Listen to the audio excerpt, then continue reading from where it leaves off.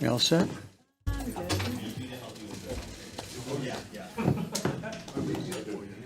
You all set? Okay. Good evening, everyone. We're going to call the meeting to order at 7:05. Ask everyone to please stand for the prayer. Today will be Councilor Scala and the Pledge of Allegiance. Good evening, everybody. Dear God, thank you for everyone and every seat that is filled today. Thank you for each mind and heart that fills the presence of this room. Each of us has ideas and abilities.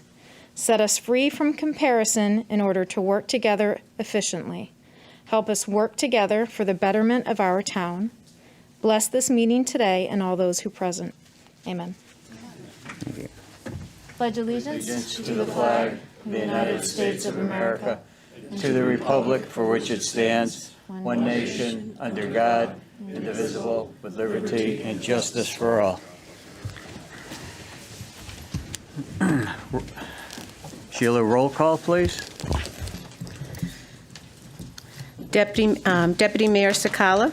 Here. Mayor Crisati. Here. Councilor Despard. Here. Councilor Finger. Here. Councilor Hopkins. Here. Councilor Ludwig. Here. Councilor Mangini. Here. Councilor Pisner. Here. Councilor Santinella. Here. Councilor Ungary. Here. That's 10 members present, 1 absent. Item 4, fire evacuation announcement. In the event of a fire, there are exits in the back of the chambers, and to my left, the audience is right. Please exit in a quick and orderly fashion down the stairs and into the parking lot. Item 5, approval of the minutes to the regular meeting, October 18th, 2021. Do I have a motion? So moved. Second. Councilor Mangini, second. Councilor Deputy Mayor Sakala. Any discussions, additions, deletions, or I had a changes? small correction. Okay, small there- correction. There's just a small correction. It said Chairman Riley, and it should be Councilman Riley. Okay, thank you. Any other additions, deletions, or changes? By a show of hands, everyone in favor? Any against? Any abstentions? Okay, 1, 2, 3, 4. 4, There should be 5 abstentions. 5 abstentions, and, okay, 4 abstentions and 5 in favor? Correct. Okay, thank you. All right. Organizational meeting, November 8th, 2021. So Do moved. I have a motion? Councilor Mangini, a second. Second. Councilor Finger. Any discussions, additions, deletions, or changes? By show of hands, everyone in favor? Any against, any abstentions? 10 in favor, none against. Thank you. Okay. Special, item 6, special guest, John Wilcox, Director of Finance. Mr. Mayor, as John makes his way up, what we thought we would do this evening, notices went out to our residents on Friday in regard to the revaluation of their homes. Last week in the Journal Enquirer, they did a good article about the increase in home values in our area, and we're included in that. But there's been a significant increase in people's property values, so that's good news. But there is a shift from residential and a drop in industrial, or much less of an increase. So there's going to have to be an equalization. So these notices went out Friday. So before you start getting phone calls from our residents saying, well, if I look at my property value and my house went up 30%, are my taxes going up 30%? Well, if we left the mill rate the same, it would. But John's going to discuss so that everybody can understand how we equalize that and determine what our costs are and what we need. And there will be a change in that, but it does not mean that there will be a tax increase. So we wanted to make sure before people got that and became very concerned that we would have him to be able to explain it. And then that way you can direct them to this meeting and they can watch it if they have questions. John? Good evening, everyone. So the revaluation has been going on for the last, you probably all got some notification on it, that people were going to be looking at your property. Revaluations are required by Connecticut's general statutes. Pretty much everything we do regarding the taxing, the property taxes is governed by Connecticut general statutes. So the revaluation is required every 10 years. The last one was done with the October 1, 2011 grand list. So the October 1, 2021 grand list is the one that's being adjusted based on this revaluation. The revaluation is done is to ensure the assessor's office have the correct fair market values for properties in town. They want to make sure that everybody is being taxed appropriately, or everybody's, basically being taxed at their fair share. We hired Vision Government Solutions to perform the revaluation. They do a large number of the towns around us, and I think in Massachusetts as well. The full revaluation that was done this year requires a full physical inspection of all properties. Because of COVID, we only did the outsides this year, but they inspected all properties in town. And then for the internal, the inside of the property, we sent data mailers to the towns to verify that the information that we have in our records is correct. The results of there was a 27% increase in the value of residential properties and an 8% increase in the value of commercial and industrial properties. Okay, and everybody probably been aware of the issue, not really issue, but the state of the housing market lately. I mean, houses are not sitting around on the market. These rates compare with surrounding towns, so we're not out of line or anything like that. These are also still preliminary numbers, and the information that was mailed out to the residents last week tells them what the new value will be, and gives them a chance to set up a meeting with Vision and our tax assessment staff to discuss any problems with the assessment. So the numbers aren't final yet, but they compare with our surrounding neighborhoods. So I'm not expecting many changes in that. But the tax impact on it, I mean, that sounds like a huge increase. 27% is a big increase in it. But the split between the residential and the industrial commercial piece, it really only changes about 3%, okay, maybe 3.2%, okay, because the value of the whole grand list is going up. So that's that split will not account for a large amount. The other main impact on people's taxes is that the property tax itself has two major factors.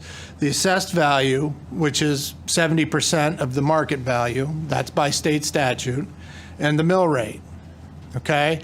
So when I calculate what I want to request the mill rate to be after the budget process, we look at what is the total expenditures that we're going to need to operate the town for the next fiscal year, okay? If that number increases, okay, you might have to have an increase. But the next step is to evaluate what are the other sources of revenue that we're going to get. We get as much information from the state that we can. The state is the second biggest contributor to the town's revenues behind property taxes. And then we look at what are our fees, what are our expected fees going to be? Building permits, conveyance taxes, all these things that flow into the revenue side of the budget. The tax piece that I need to collect is the difference between the expenditures and the other sources of revenue, okay? If that number doesn't change and my assessed value goes way up, my mill rate's going to go down, okay? Because I still only need to collect the same amount of taxes in any one fiscal year, okay? So just because there was a 27% increase in somebody's market value of their house, that does not mean there's going to be a 27% increase in their taxes. It really depends on what we do with the budget, okay? There are some factors that we've added. We've added several police officers, settled some union contracts that are going to put some pressure on the budget next year. But those are far less than a 27% increase in taxes. So if anybody has any questions, I'd be happy to answer them as best I can. Are there any questions? Councilor Hopkins? Thank you. Thanks for coming to present this today. With the inspection of interiors of buildings being just a survey, are there any kind of after-the-fact fixings that have to occur because of that different process during COVID? I know, I believe that they will, we send them what we have on record, and if there's nothing that is returned or anything like that, we assume that that information is correct. We've also analyzed building permit data and things like that to make sure we get any potential changes. So I don't believe there should be any changes. Now, typically in a revaluation year, you get a lot more submissions to the Board of Assessment Appeals. Okay, so even if they can't get anything corrected with meeting with Vision Appraisals early on, or Vision Government Solutions at the beginning of the process, they may still appeal it. And I usually take into account that, I factor that increase in assessment adjustments when I do my request for mill rate adjustment. Thank you. Councilor Mangini? Thank you. Thank you, John. The question I have really pertains to the real estate, the real property for residential. If we're basing our assessment on 70% of the market value, we know that right now we're in a very unique market. It's a very unique real estate market, and it hopefully at some point in time will come back to reality, come back to normal. Will, at that time, we make any adjustments for people? Will we be in a situation where we should be making adjustments, or do you foresee, I know you're not a fortune teller, but do you think that when all this shakes out at some point, things will stabilize for people?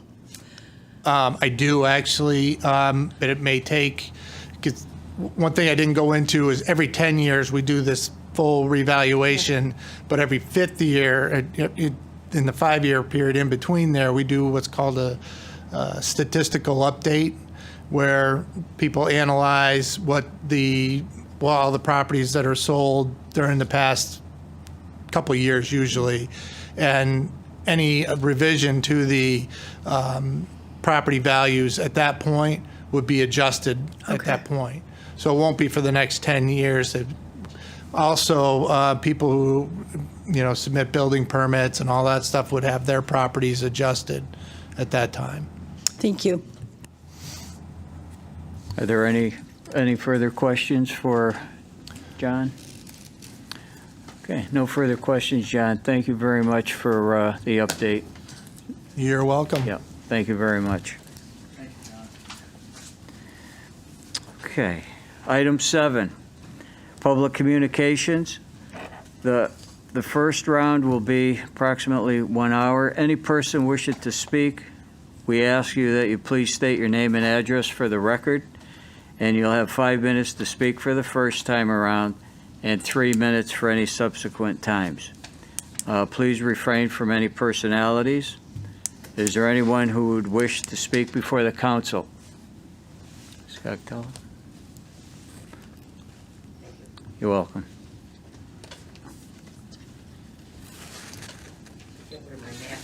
glasses get fogged up. Dear council members, both those Excuse who are me. new, Name and address, please. Caroline Cottella, 5 Main Street, Enfield, Connecticut. Is it on? Okay. As some of you know, I have been here before with a request to rescind the previous council vote that approved the taking of my home and property by eminent domain. I believe the taking is unnecessary. The reasons for this include, but are not limited to, the following. On 5/6/2019, Mark Burns, Connecticut DOT representative, stated the South River Street Bridge could be built without taking any property, with the federal funding remaining available to use. The issue at that time was that Amtrak had a right-of-way down the middle of South River Street, and in order to widen the street for a bike path, the house had to be destroyed. We have proved that there is no Amtrak encroachment. We asked for a meeting with their surveyor from GM2, your consultant, to meet with our attorney to discuss this issue, and it was denied. Then the state sent an email that advised, and this is quoted, whether or not there is an existing encroachment, design options were investigated, and the town of Enfield made the decision to proceed with the acquisition, end of quote. Who from the town made that decision? We believe the council was given inaccurate information to obtain the original vote. Second issue was the installation of a bike path of 140 feet from Main Street to the bridge, taking more of our property. The council voted to rescind the bike path on August 3rd, 2020, by resolution number 5497.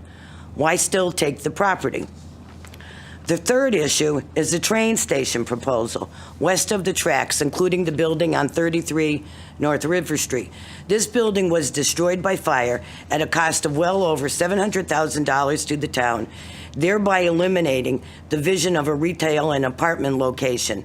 The station is now a platform and has been moved to the east side of the tracks with a bus stop, eliminating the need to widen South and North River Streets. Another issue is safety, and I believe safety issue is moot since the design of the proposed bridge lanes are 2 feet smaller, currently 22 feet versus proposed 20 feet. My FOIA to police indicated no incidents for over 15 years on the bridge. Another issue is Eversource. If the Eversource acquisition ever occurs, the environmental removal may take months at my estimated cost of at least $1 to $2 million. Again, why take the house now? We were advised by the state and town. We were advised that the state and town met on October 2021. In October 2021, I didn't have the exact date. When we requested to attend the meeting, we and our attorney were denied. This area is part of TOD and TIF, and we are the only 2 houses left in the Thompsonville District 4 with direct access to the Connecticut River. Our property is unique, and any building is hampered by current zoning laws. We have explored options of moving the house or building a new one on adjacent land we own, but we found it was not feasible.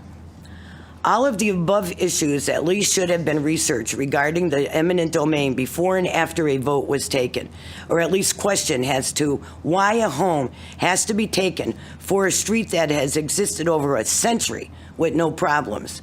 I will be 79 next month. Do not drive and live next to my brother. I have had several medical issues, including an ablation, cancer, lupus, asthma, and do not need any more stress. My family is not rich, and legal action has been expensive. It is not easy at my age to move, and I want to die in my home.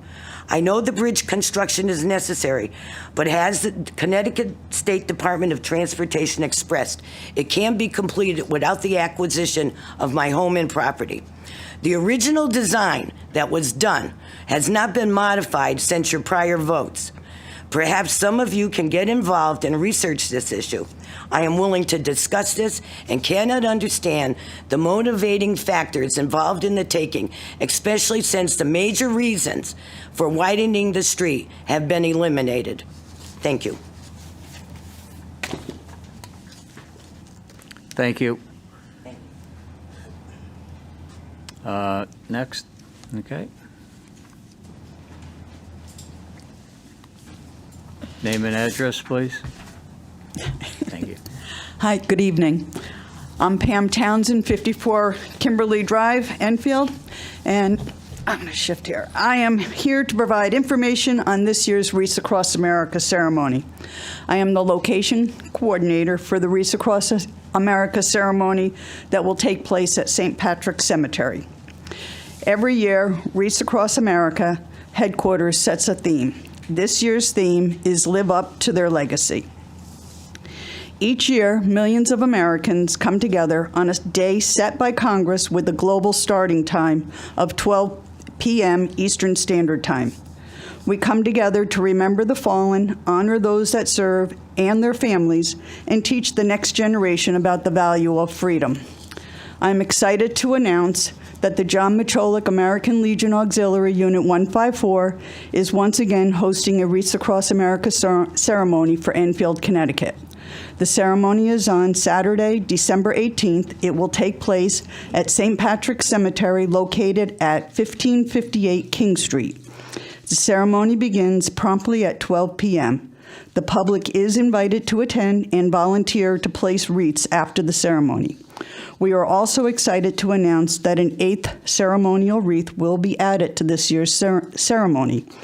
The 8th wreath will represent our newest branch of service, the United States Space Force. The U.S. Space Force was established December 20th, 2019.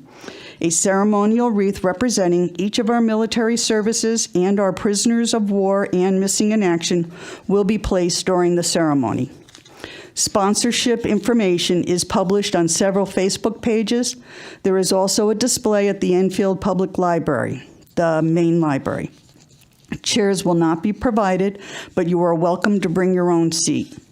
Any prearranged reserved wreaths are available for pickup between 10 and 11 a.m., and this is prior to the ceremony. If you are not sure if you have a prearranged reserved wreath, you may contact me at email enfieldwaa@yahoo.com. Also, please allow yourself enough time to place a wreath on your loved one's final resting place prior to the ceremony. Keep in mind that St. Pat's Cemetery does not have a parking lot, and attendees are asked to arrive early and respectfully park within the cemetery. Some of the roads will be blocked off, but we will have, hopefully we'll have people there to help us move the traffic through.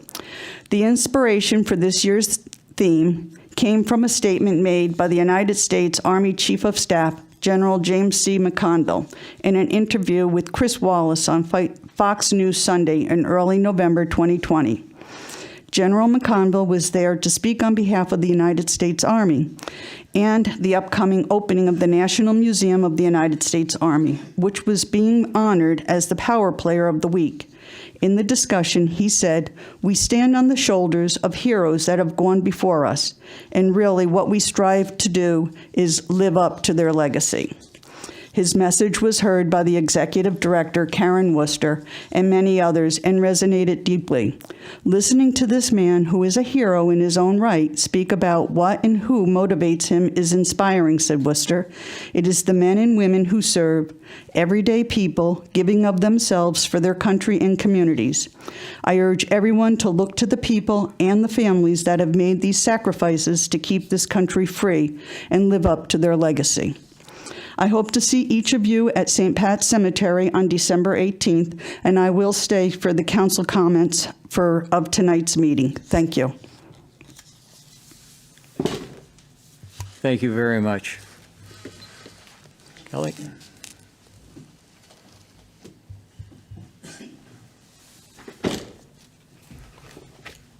Kelly Hemler, 10 Hartford Ave. You know, it's really strange. 2 weeks ago, I saw all you at your party.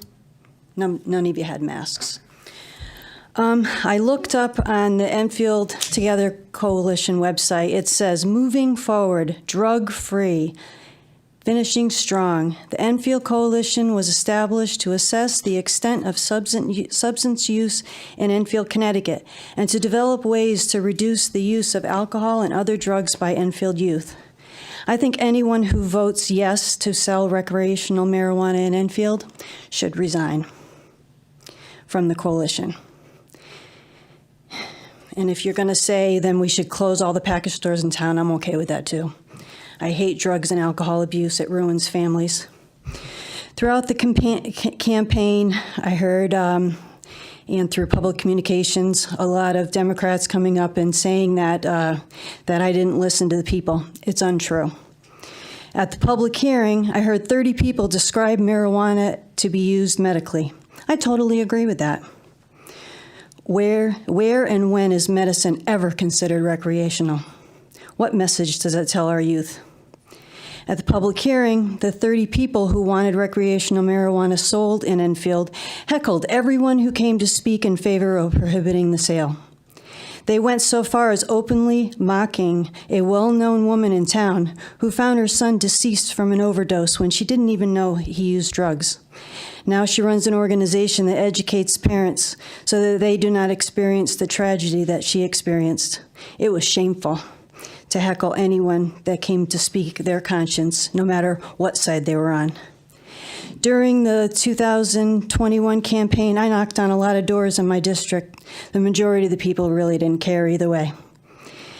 There were actually quite a few that thanked me for voting to prohibit the sale of recreational marijuana in Enfield.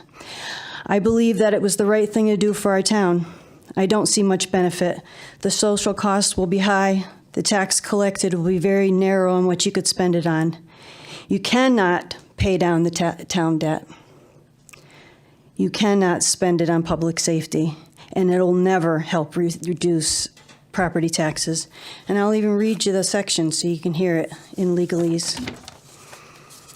It's page number 211 of Senate Bill 2101.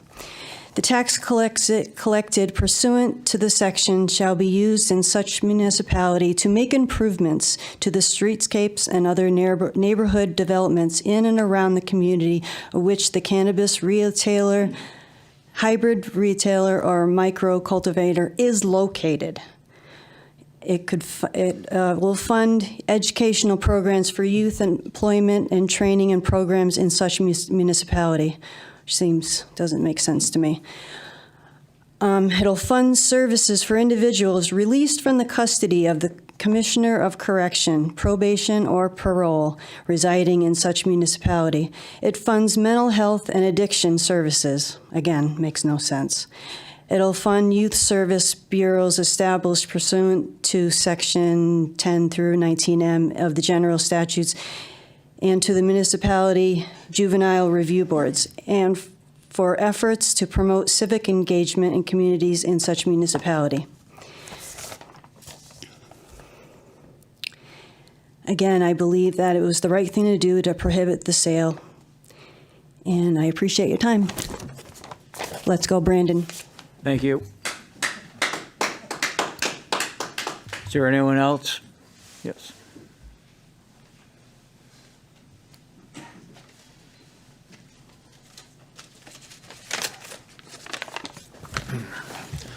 Matt Schmidt, 1304 Bigelow Commons. Good evening, Town Council members. I think we are all well aware of the federal vaccine mandate set to be implemented in less than 2 months. The staffing shortages we have come to know will likely be exacerbated once we reach the January 4th deadline and hardworking people are put out of work. It will most definitely put a strain on our local economy. More importantly, though, it'll put a strain on those residents who refuse to be coerced by these rules. They are facing the very real prospect of losing their job, possibly a lifelong career built on years of personal sacrifice. These residents, arguably our strongest and most brave in the face of increasing social and governmental pressure, will need community support to help them survive this expulsion. Yes, I use the word strong and brave to describe them. Can any of us here even imagine having such conviction to be ready to lose everything? Is there anything you believe in so strongly that you are willing to risk your job, your relationships, your whole way of life? I mean, most of us panic when the cable goes out. And here we have people who will have their entire life thrust into uncertainty. That requires a resolve most of us don't possess. And we should remember that these aren't some nameless, faceless people on some national news program. These are the very people you may have gone to school with, parents of kids you may have coached, neighbors who donated money and time to the PTO or to your kids' fundraisers. These are people we want in our community. These are people who strengthen our town. And now they are under threat, and they need our help. This town needs to come through for them. This council needs to come through for them. They do not deserve to be kicked to the curb. So I'm asking this council to create a framework, a commission possibly, to help any and all residents who might be discriminated against, segregated, or forced to undergo arbitrary testing due to federal rules.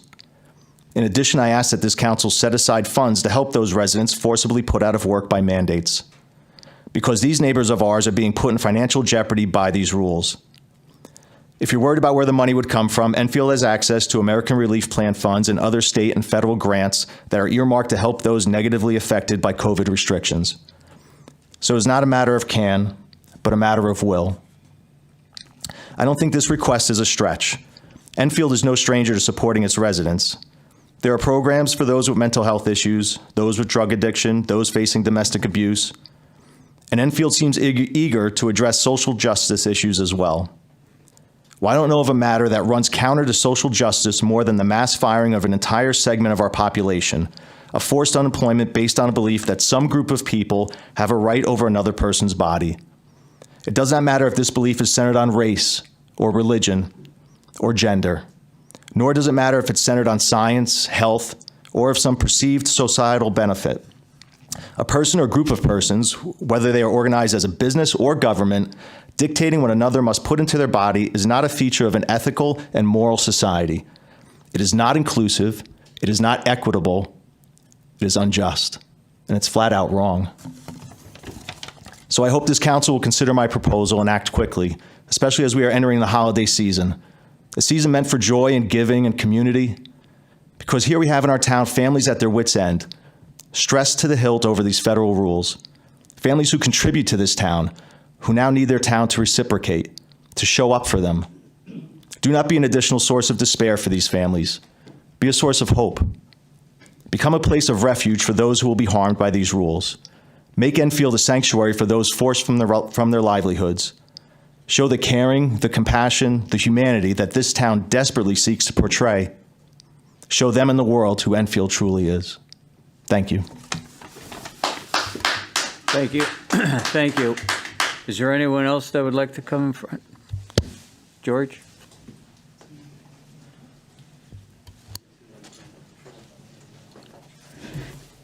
Good evening, Council.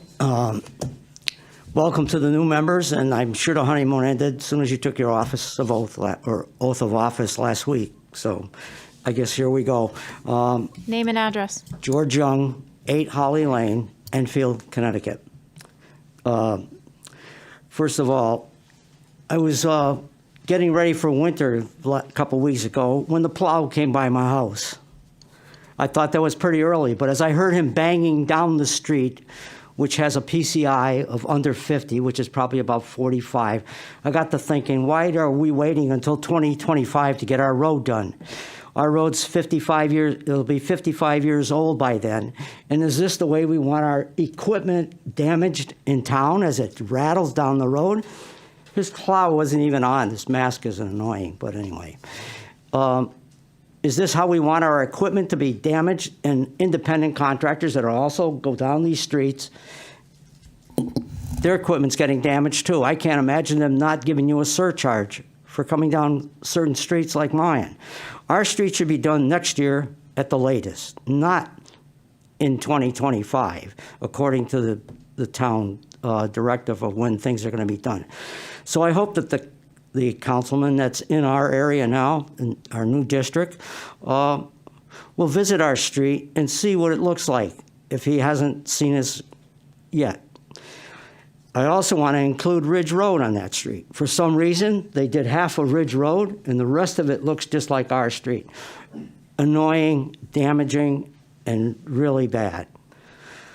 Okay, so that's my speech on the Holly Lane area. And I hope we can get some motivation to get this done sooner.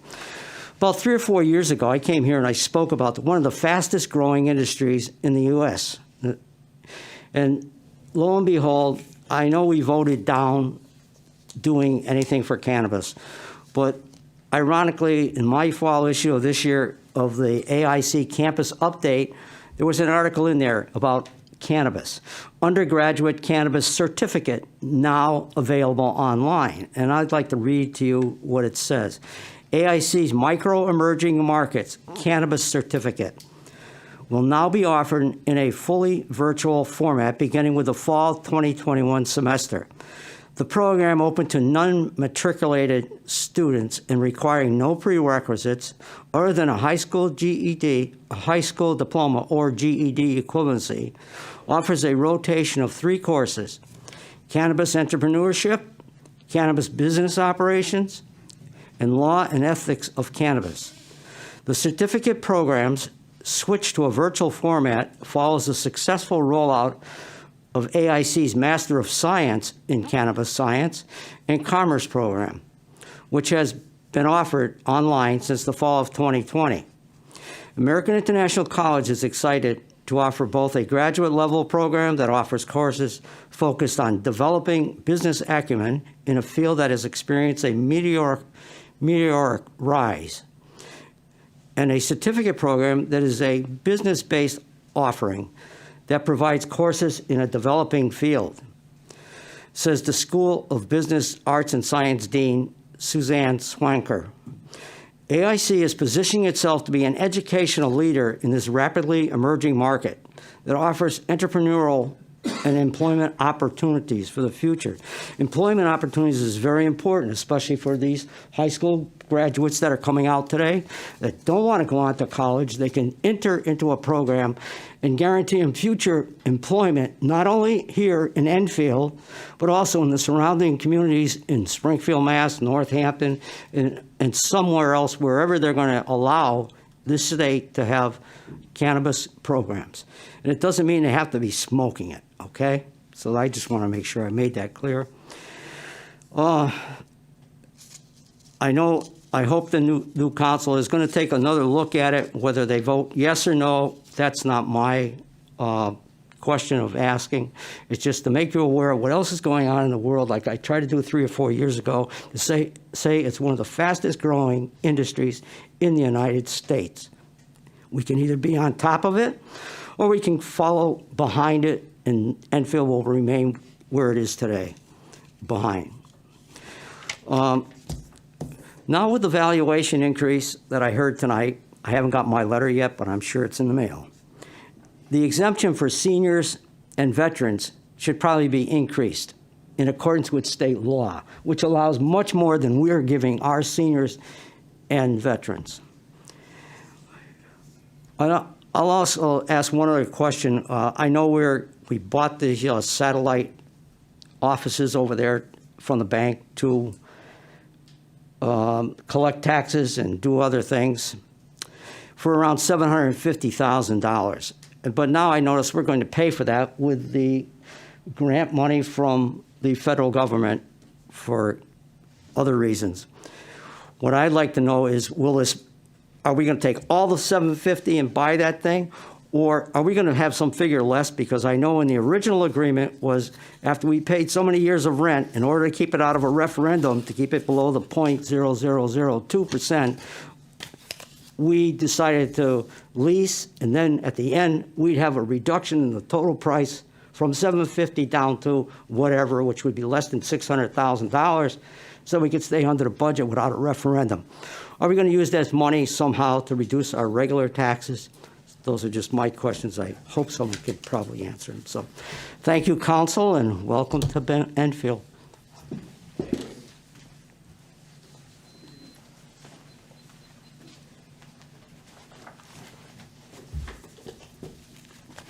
Lucian Lefebvre, 54 Kimberly Drive, also the Vice Chairman of the Enfield Veterans Council. I'd just like to say we finally got a parade off. First one since COVID. As everybody knows, our Memorial Day attempt got rained out, but we got it off for Veterans Day. I'd like to thank all the town departments that helped out to make it happen. I can't stress how much they go out of their way and how helpful they are to make that happen for the town. We had a great showing of federal level, state level, and local level politicians and that showed up for the parade. We had a wonderful guest speaker at the town green. We had the Commissioner of Veterans Affairs for the state of Connecticut, and he was right on target with what the subject was for the day. I want to thank everybody in the town that did come out for the parade, but I also would be remiss if I didn't say I was somewhat disappointed by the attendance along the side of the parade route. When we got to the end of the parade, I went up to the town manager and I asked him, I said, was there a mass evacuation in Enfield that I didn't hear about? I mean, it was the least attended parade since I've been doing it, involved in it. And you know, we work hard to get a good parade. It's for good reasons that we do the parade. We do 2 veterans parades a year. The weather was great, and I just couldn't understand why more people didn't come out to attend. It kind of takes the wind out of the sails of the people that are marching down the street when there's hardly anybody on the side to watch the parade go by. So again, thank you to everybody that did come out for the parade and attend the ceremony at the Green. It was a great ceremony. And again, I can't thank the town departments enough for all the help that they give us to make it happen. Thank you. Thank you. Is there anyone else that would like to come front? Okay.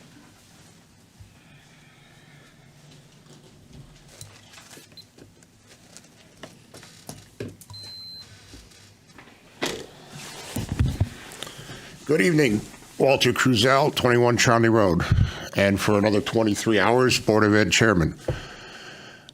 I have a request, but I'll give you a little history first. Before I was on the Board of Ed, I was a member of the Enfield High Building Committee. One of our first tasks as a committee, we submitted special legislation to the state to be fast-tracked, one of only, I believe, 3 projects at the time, or 2 projects, to be fast-tracked to get the high school done. And when I heard that there was issues that year about getting the special legislation, I took to my emailed our state reps at the time, and I got an answer from, at the time, Representative Kiner, who was on the Education Committee. And we worked together up till June when it did get put into the bill, the appropriation bill at the last minute, as things like this do, to get the fast track done and get the high school done a year ahead of time. And he ended up using it as a campaign bullet point on his campaign literature the next year. Well, I'll just say right now, for what I didn't say then, you're welcome. But anyway, moving ahead, we have a high school that's not finished. And what we were promised from the state, and I announced it from that dais, I believe I was the vice chair at the time, was a traffic light at the top of the hill. And to date, there's still no traffic light. And I've put in, as chair, I've been putting in requests from the governor on down and got nothing. I mean, we had a flim-flam idea about taking the one out at North Maple, and instead of replacing that one, using those funds to put the one over there, but that didn't happen. So as my last request as Board of Ed Chair, and seeing we have a Democrat trifecta now with federal, state, and local, I give you a mission for your next 2 years. Get me a traffic light. Make it done, so then you can use it as a bullet point on your campaign literature in 2 years. So please, let's finish the high school and let's get that traffic light installed. Thank you. Thank you. Is there anybody else that would like to talk, please? A second time? Is there anyone who would like to come up a second time?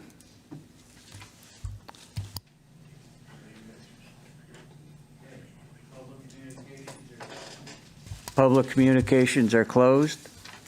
Now we will move on to counselor communications. Are there any counselor communications? Counselor Mangini. Thank you. I have a couple.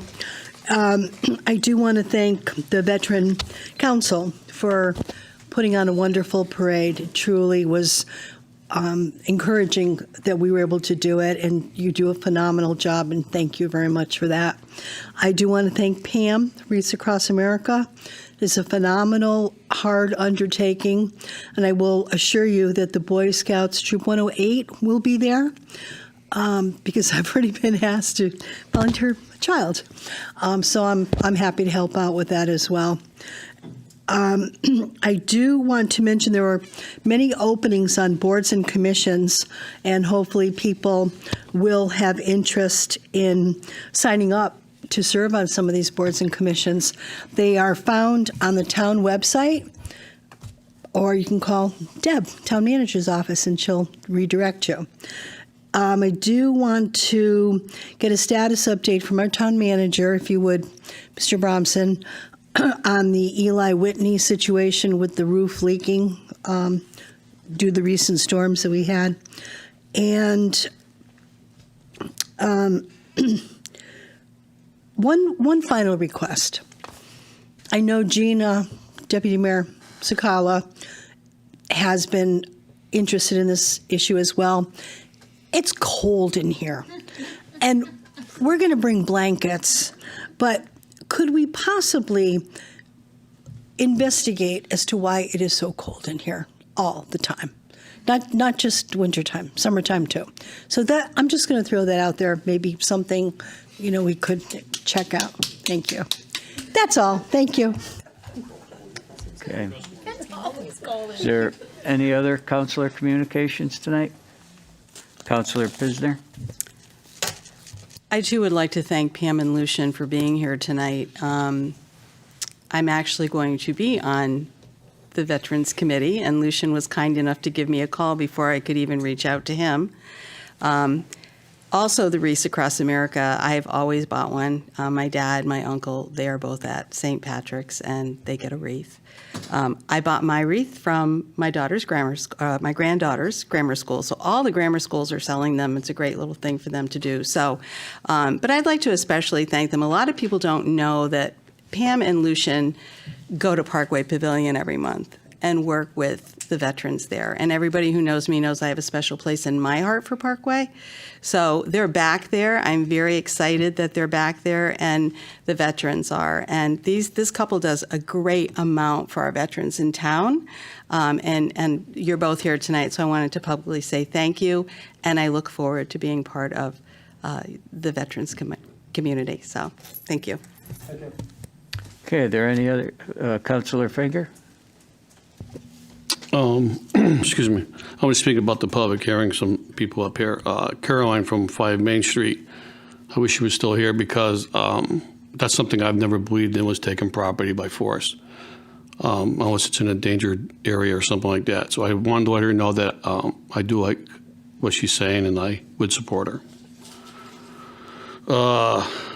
The Wreaths Across America, fantastic. I remember working at Buildings and Grounds and giving you all the sound systems that you needed and stuff. Hopefully we can still continue that if you haven't gotten yours already. I know the town is very proud to have you doing that, and it's a fantastic thing, especially when they used to go into Parkman School and have the ceremonies there. I attended that a couple of times. It's fantastic. I really do like it.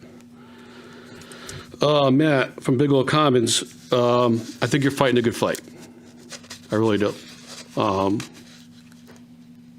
And I know that not a lot of people agree with what I'm about ready to say, but I have 2 granddaughters that hate wearing them. I hate wearing them. But the law is the law. I have to wear my mask at work. If I don't, I get disciplined. So I think that hopefully things will change. Hopefully in the near future we have to get things done. And I'm really not looking forward to seeing anybody forcibly mandated and losing their job. I think it's wrong. Just want to let you know that. That's my opinion. Mr. Young, 8 Holly Lane. I've been down there, and you're absolutely right. Your road's terrible. I don't know what we can do about it. It's set by the Department of Public Works and the engineering department, how they do things. I don't know how the rest of the council feels, but maybe it should be re-looked at. It is a pretty bad road. I don't know if they can, but it's worth trying, right? Absolutely. God bless. Of course, Lucian, same thing. You know, fantastic job you guys do. And that was my first parade ever, walking down, obviously, like that. It was nice to see a lot of veterans on the side of the road. They got a lot of hugs and a lot of shakes and a lot of thank yous. Mr. Crizel, Walter, I agree with you. There needs to be a lane there. I don't know how many times, working through the town, I've gone that way, and I have stopped myself and put my flashes on just to let cars in and out of that highway entrance and exit. It's terrible, and I agree with you 100%. Kelly, I was always, as I said in my last, when you were on the council, I said 50-50 is where I stand. I've been doing a lot of thinking about this and what the people said that day. I will be supporting the cannabis resolution if it happens. The last thing I got to say is when we had our town council meeting, I'm not going to bring that up. It's something else. I don't want to bring that up. I'm all done. Thank you. Councilor Santinella. Yeah, I'm disappointed that Mrs. Cocktail left. She did reach out to me. I wanted to let her know. I'm sure she's watching. I know she watches all the time. I have received your email. There is obviously a very long history here, and if you're listening, I want you to know I need to understand where we are, what we can do, if anything, to help you. You have not been ignored, and I'm just sorry that she left before I was able to say that to her directly, and that's all that I have today. Okay, Councilor Ludwig. I'll be quick. Through the mayor to the town manager, you don't have to have an answer now, but per the American Rescue Plan, there is I know the guidelines you sent them out, but there is address negative economic impact caused by public health emergency, which the individual brought up and mentioned if someone lose their job because, based on the choice they made. I know we're looking at potentially helping small business at some point. And again, I understand, don't expect an answer tonight, but could we look at that as well? It's actually a great suggestion by Matt on folks who are making it very difficult, no matter what industry it is, no matter, could be public, could be private, could be federal, whatever. I think it's open to anybody. I think it's a great suggestion. And if it does qualify within the American Recovery Act, that'd be a great way of helping. I mean, it's a fantastic suggestion by you, by the way. Not to mention this time of year anyways, but just in general. And I don't know if, again, when you have a chance, I know the guidelines are pretty robust, so we'll get you an answer. That's a great suggestion. Thank you. Okay, are there any other comments? Sure, I have my housekeeping. I would like to make a motion to suspend the rules and move items A1 through 5, B1 through 5, E, F, G, H, I, J, K, and L to miscellaneous and to proceed to vote. Second. Okay. I do have, before we, excuse me. Make sure that you all vote for my motion. Okay. All in favor of the motion that was just presented, raise your hands, please. Okay, 10 in favor. Thank you. Just a couple of things before we move onward. This past week, had the opportunity to meet with Governor Lamont for one of his state initiatives for education, and also with the State Department of Education Commissioner Charlene Russell Tucker. And the initiative's called Voice for Change Rollout. And this is an initiative for area high schools where students are going to have a right in how to spend government funding for their schools. And it's really kind of a cool initiatives that our schools will be taking part of, or actually our high school will be taking part in that particular program. The other thing I just want to mention is I want to congratulate Chloe Clark as Enfield's selection for Kid Governor. I think maybe she could be a special guest. I know that she's going to be going in front of the Board of Ed. She's a fifth grader from Prudence Crandall, and just want to congratulate her for that. So, and to see her and hear her slogan as, I don't want to spoil it for the Board of Ed, but it should be a nice little presentation, and for her to be a special guest, probably at our next meeting. That would be great. And the last thing that I just want to mention, the town manager and myself, we've been contacted by some of the cannabis corporations, and they're interested in giving us tours and to educate us in their business. Budding Solutions, Insta, Resonate, Canada Provisions. There's a lady, Meg Saunders, and Eric Williams. Meg Saunders is a leading consultant in the area of cannabis, and they really want to give us a tour of their Holyoke location. And also want to say thank you to there's Danielle Bolio and Brian Lizotte for reaching out to us and initiating a conversation as we proceed forward with that. And all this information will be forwarded to Lori Whitten also in regard to that. To everybody that came up and talked tonight, thank you. We definitely heard you and listened to what everybody said. And, this goes from, Ms. Coctella that came up to Walter and, the traffic light at Enfield High School. I can remember, that was a hot topic of conversation years ago. And, here we are all these years later. But to everybody that did come out, Lucian and Pam, Wreaths Across America with a great event that's going to be happening. And Lucian, your efforts with the Veterans Parade, thank you very much. Really appreciate it. It was an honor to take part in that parade. Thank you very much again. All right. At this point, we're going to move on to item number 9, the town manager's report. Good evening, Mr. Mayor, members of the council, and our guests. A few items. What we'll hope to do, and I did speak to Lucian after the parade, my feeling is and my sense is that a lot of people with COVID, and I've talked to some of you about trying to get our message out and marketing about the things we're doing. The parade's one of them.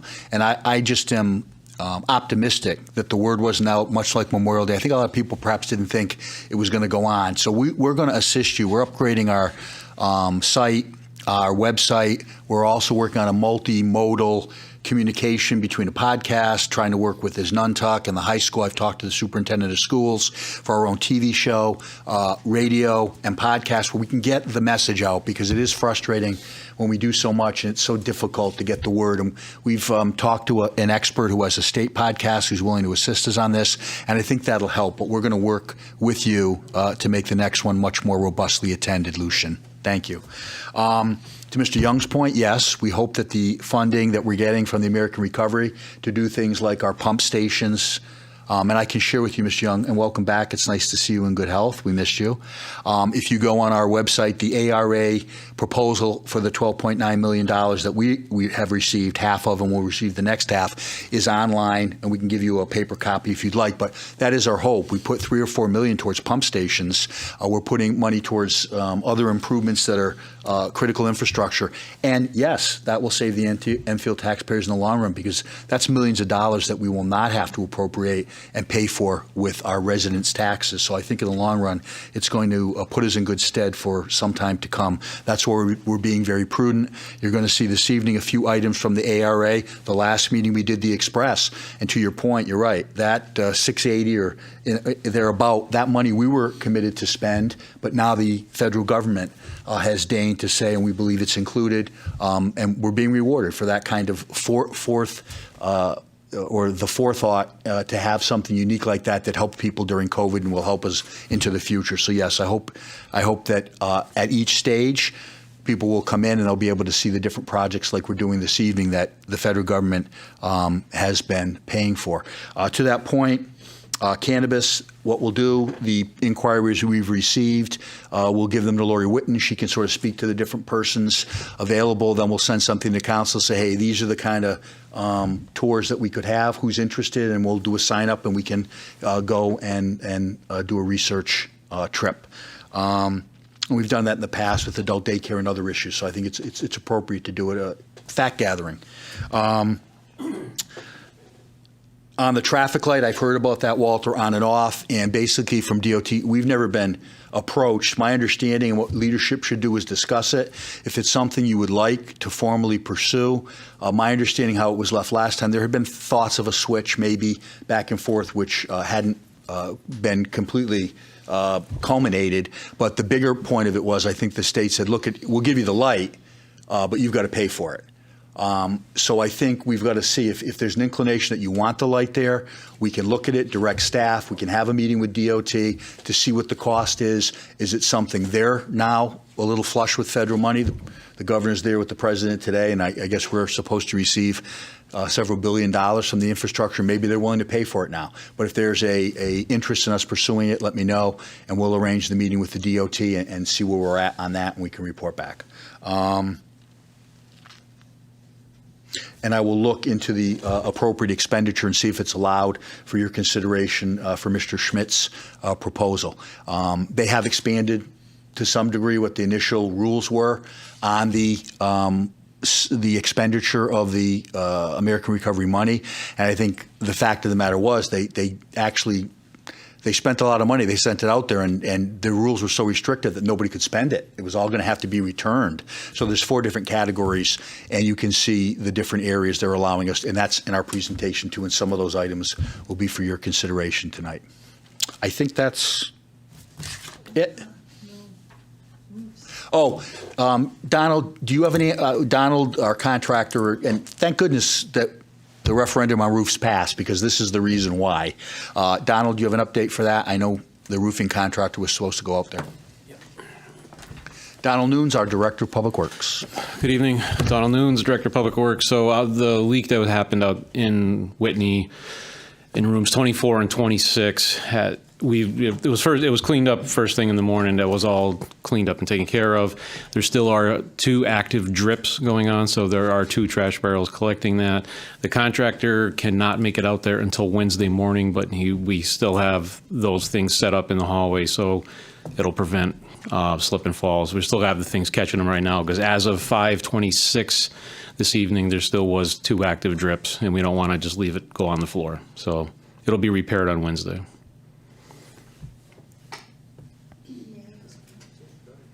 Thank you. Thank you for some feedback. The real concern, again, Mr. Bronson pointed out, thank goodness that the roof referendum did pass. This is an ongoing issue at that school, as you probably are aware. Is there a way to slow down some of the leaking until we can get the roof done properly? Perhaps tarp, I'll use that word loosely, or some configuration. Right now, we got buckets sitting up between the rafters, and that's just unacceptable. Yeah, we're waiting for the state to approve the RFP that we have. I mean, to go out to bid for that. In the meantime, the person at the state that was handling our thing retired. That person handed off their stuff to that other person, to their replacement, and they didn't replace the person. They just added the workload onto the existing one. So our stuff got backburnered, and it's been in the state for almost 5 weeks right now, just sitting there waiting for review and for approval to go And out I think on her the street. point is, though, in the interim, and perhaps you talk to the contractors, anything we can do that's a little more aggressive than the buckets on the ceiling. So perhaps They were out there last week as well, doing other repairs. They were on that roof last week. This is very similar to Barnard, because that's a sister school. Same thing we experienced at Barnard before we replaced the roof. It just pop up between the age of the tar. When it gets heated up, it kind of like bubbles up, then it cracks, then kind of goes in through there, then it can chase all over the roof area, or it could be 50 feet away and it'll come out in that classroom. We'll have the contractor look to see if there's anything, but it is so deteriorated and is so beyond, and it's in need of replacement. So effective Wednesday, a roofing contractor will go out and make some sort of adjustment? Eagle Rivet will go track down where they think it came from, and they'll repair it with either tar or cloth and epoxy and do their thing, yes. Because needless to say, all of the teachers' books, personal books, have been destroyed. And many of the school properties have been adversely affected by the water as well. And my concern is mold and health issues, and again, slip and fall. So I would encourage town to get out there and even do a remedial process. Yeah, it was cleaned up the very first thing this morning, so usually it's about 48 hours plus the like standing water where you start getting mold and funk, but it was cleaned up first thing, so there's no issue with that. So we're on top of that, Okay. but we will look for other methods. So I'll check back after Wednesday. Okay. Thank you so much. Thank you, Donald. Thank you. Councilor Ludwig? Just a quick question for the town manager. Can we get a report on if and when the courthouse will be reopened in town?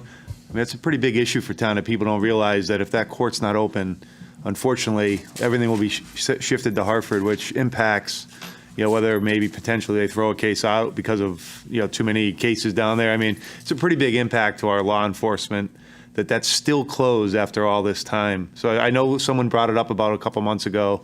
I don't know if we can reach out to the state, and maybe even, I don't know, at some point we used to have, I know in the past you brought the state prosecutor here.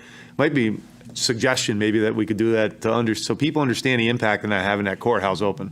And that's a good point. I can share with you that I'd been in contact with the state's attorney to share his concerns about it. We reached out not only to Representative Arnone, but Senator Kissel, who talked to the Judicial Department, who said that this was temporary due to COVID, that they did not make a final decision to close it. However, our state's attorney has indicated to me all the files have been moved to Hartford. There is no work or trials or anything being conducted there. There is no judge. All of them have been shifted to makeshift accommodations in Hartford. So some people might say, well, it's criminals. What do we care? Let them go to Hartford. It's not an inconvenience to us. The real impact to us and why we should be concerned is Enfield fought hard. We had reps, I think it was Bob Berger back in the day, to bring that courthouse here. Why? As the chief will tell you, when we arrest prisoners and we have to arraign them the next morning, well, we heretofore went from the police department to the court. Now we go to Hartford every day.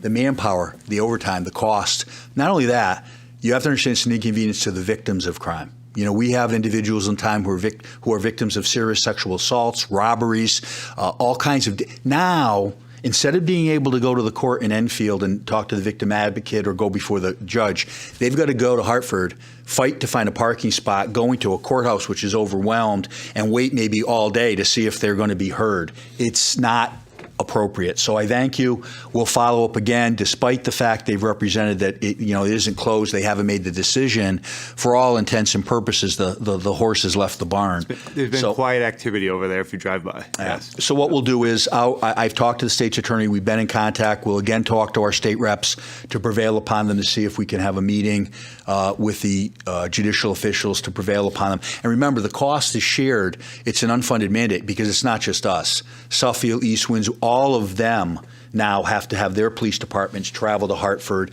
take prisoners, assign a police officer to wait maybe the whole morning or the day. There is a lot of hidden costs to this and impact on not just us but the surrounding towns. So we have made overtures and we will continue to do so, and thank you for bringing it to light.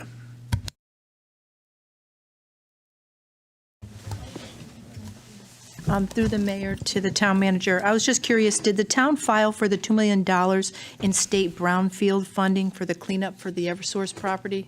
My understanding is you had authorized it. Nelson is on virtually. Nelson, did you apply for the brownfield grant with the state? Yes, I did. The application was made a few weeks back on time, and probably going to await the results. I'm probably thinking it's going to be early January. Thank you, Nelson. Okay, thank you. Thank you. Okay, thank you. Item 10, Town Attorney's Report. Yes, Mr. Mayor and members of the council, briefly, two issues, eminent domain and cannabis establishments. First, with regard to the situation with regard to the South River Street Bridge replacement, we all have empathy for Mrs. Cogtella. It's an emotional case involving important property rights. And what I would note is there was a public hearing going back. It preceded my time as town attorney. I think the record would show the public hearing was in April 2019, and there was a council vote May 6, 2019, to proceed with the replacement of the South River Street Bridge. The project is being carried out by the state DOT, as Mrs. Cogtella has indicated, and we had circulated through the town manager's office, I think, an update to all of you councilors as an attorney-client communication because the Cogtellas have legal counsel involved. So it has this long history that preceded us, and it's the will of the council. We don't make these decisions as staff. It's the will of the council. So as you, if you desire to revisit that, I'd ask you to just go back to those documents from what occurred back in 2019 and 2020, and here we are almost 2022, and we'll be happy to answer your questions as they arise. There's not too much I can say about it in public other than that. With regard to cannabis, you have in your packet tonight a resolution proposing a public hearing. Again, this is a request that came to us, and the issue was framed as if the newly elected council wished to repeal the recently enacted ordinance banning cannabis establishments, what would need to happen? And our research revealed that you'd need another public hearing. And the short answer is you'd need another public hearing because in order to repeal an ordinance, the law is a local legislative body would have to pass another ordinance. And the Charter, Chapter 3, Section 6 requires that to pass an ordinance, you need to have a public hearing. And so when the issue was put to us as a matter of law, what would need to happen to repeal that ordinance? There it is. First, you would set a public hearing. Public has an opportunity to comment. We get to do it all over again as we did a couple months ago. And then it would be up to the will of the council as to whether you pass another ordinance to repeal the original ordinance. And that's all I have for you here tonight. Okay, thank you. Item 11. Yes, question? Anybody have a question? Any questions? Okay. All right. Item 11, report of special committees of the council. Are there any?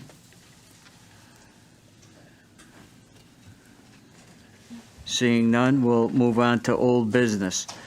Moving to old business, items A, C, and D will remain on the table. And item B, the resolution authorizing the town manager to enter into a purchase and sale agreement with Bell Site Development will be coming off the table. Do I have a motion to remove item B from the table? Motion to remove. Councilor Mangini, second? Second. By Councilor Hopkins. Any discussion on removing item B from the table? Any discussion? Hearing none. By a show of hands, all in favor of removing the item from the table? Any against? Any abstentions?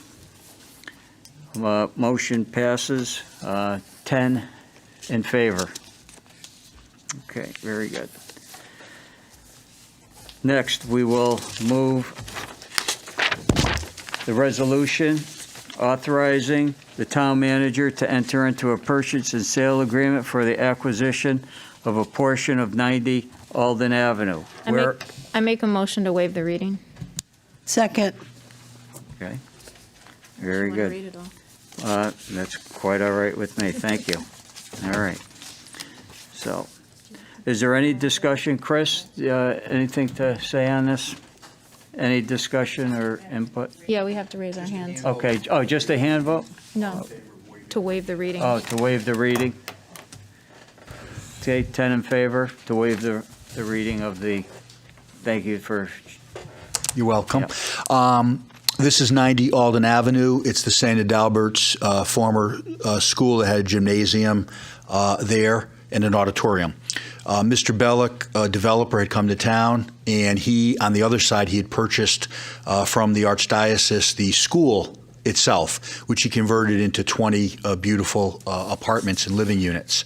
He then had reached out to us, and he really has a love of restoring and basketball, and his family has done it. One of his older brothers, who's passed, had done this in other parts of the country. He called us up. We went over and looked at it, and he said, I can sell it. I can probably do more units, but boy, what a waste. Do you think the town would be interested in purchasing it and restoring it to its former glory? And we brought council through it, and it was the consensus unanimously after people had looked at it that this would be a gem. Standalone from the Higgins Park, it's a over 9,400 square foot building. It will be basically built to new roof, new HVAC, all new interior, an incredible state-of-the-art floors, which will allow for basketball tournaments, 3 pickleball courts, multiple uses for volleyball. We'll have a climbing wall. There will be a trail or a track inside along the edge of it so that during the inclement weather, you don't have to use our outdoor. If it's rainy, snowy or icy, come on indoors like people do with the square and utilize it. There's a little stage at the end. We've talked to the arts people. There's an interest to have art shows there, and not formal productions, but we can use it with our theatrical people and the thespians from the high school. I've talked to the superintendent. So it has a great variety of uses. The council had basically, in the last budget, put in half of the amount of money we wanted to see and do due diligence. So over the last year, the town attorney and Public Works and all of our building departments and others went through the plan with Mr. Bellick to fine-tune it to make sure it's what we wanted. And it basically is going to be a turnkey operation. He's going to start. He believes even with some of the shortages and the delays and interruption of supplies, it's getting a little better, and that if we pass this now, hopefully 6 to 9 months, I think he will have it completed, and we will be able to use it with recreation. We'll be able to have tournaments. I've actually had a former NBA player who's interested in doing clinics for us out of there. So I think there's no end of possibilities. And now, contiguous with the park, with additional parking, we're also going to consider tonight adjacent to it. I think it's really going to be something that will be of great use to the town, not limited to Thompsonville certainly at all. It will replace Lamagna, but it'll be closer to downtown. We have the substation there, and I think it's going to get high use. And the council has considered it. Mr. Bellick gave us a presentation this evening. So it's for your consideration. The funding is available. And I think if we build it, as I've said before, Madam Deputy Mayor, if we build it, they will come. So I think this is going to be a very exciting project. Also, interestingly enough, Nelson and some of the other finishing touches, the amenities for the park. We are eligible now for other federal money, not the ARA money, but there is a matching fund, a pass-through that the governor passed a couple of weeks ago, $100 million. Nelson has already reached out. We are eligible now for all of the Higgins Park improvements that we've done and all the expenditures for the last 2 years, including the parking and these other, and St. Adalbert's itself at $1.3 million for a 50% reimbursement from the state of Connecticut.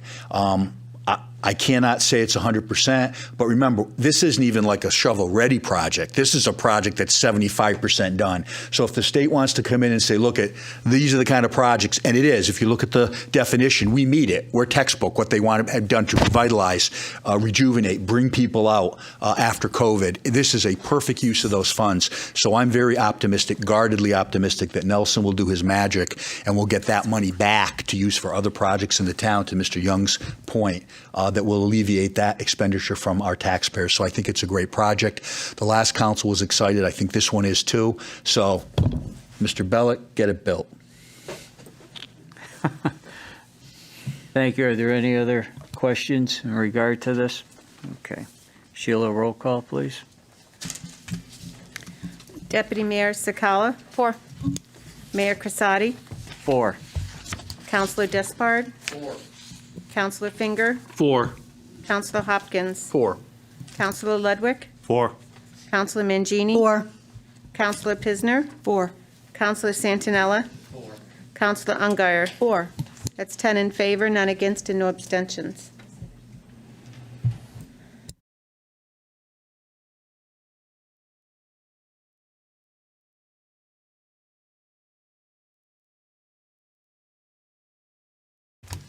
Item passed 10-0. All right. Okay. New business, consent agenda. Town council appointed, there are none. Town manager appointed, council approved. None. P and Z commission appointed, there are none. We're going to move to miscellaneous, to the consent agenda. Okay. All right, we're going to be discussing items 1 through 5 on the consent agenda. Number 1, resolution authorizing the town manager to sign and submit a memorandum of agreement regarding the use of federal fiscal year 2021 state homeland security grant. Can I read them? Can I read all of them, or should we do them each individually? Well, normally, it's up to the council. If it's been discussed and there are no questions, normally we just read, Mr. Mayor, just say the consent agenda 1 through 5. 1 through 5. And if there's no discussion, and if you'd like, I can hit them quickly, and then you can proceed to vote. So you usually move them as a group. What I can say to you, just in anticipation of that, all of these are pretty standard fare.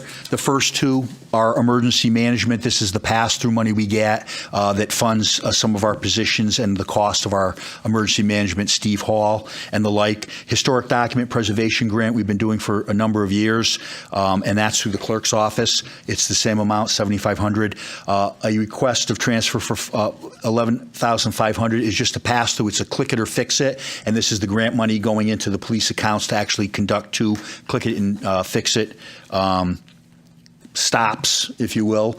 And then the last one is that the police department received a donation, and all donations have to come through the council and be approved and accepted and then sent back to the police department. And we usually try to honor the use that was in the grantor's wishes, so that it will go back to the police department. I think they designated for some officers, and this one maybe I think is, the chief is going to come up after, but it's a donation and it'll go into their account, not the town's. Any discussions on the items for the consent agenda?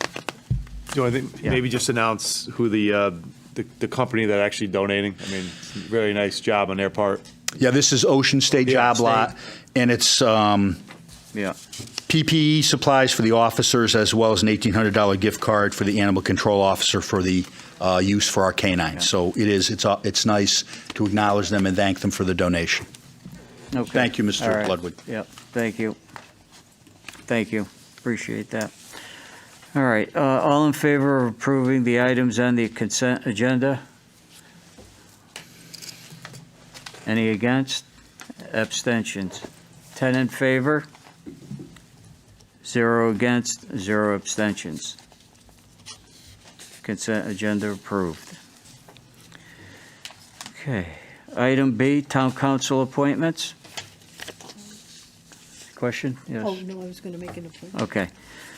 A vacancy, the first one will be Ethics Commission. The term of office of Joel Cox expires on 10/31, or it did expire 2021. Reappointment or replacement would be until 10/31/2023.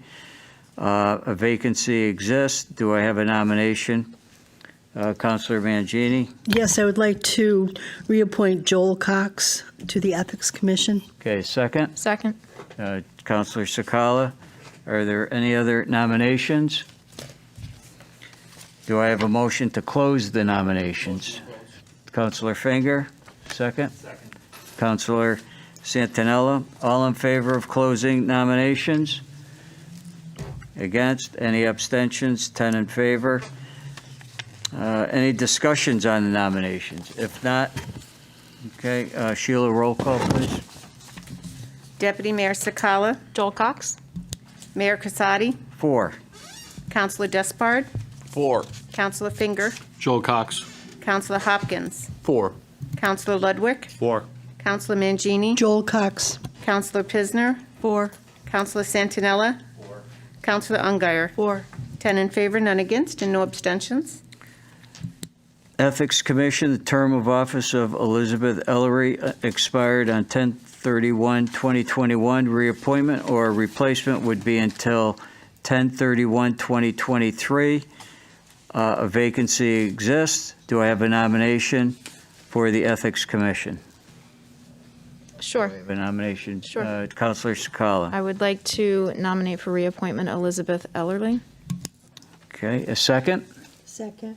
Counselor Mangini. Any other nominations? Do I have a motion to close nominations? Motion to close. Counselor Mangini, Counselor Sakala. All in favor of closing nominations? Raise your hand. 10 in favor.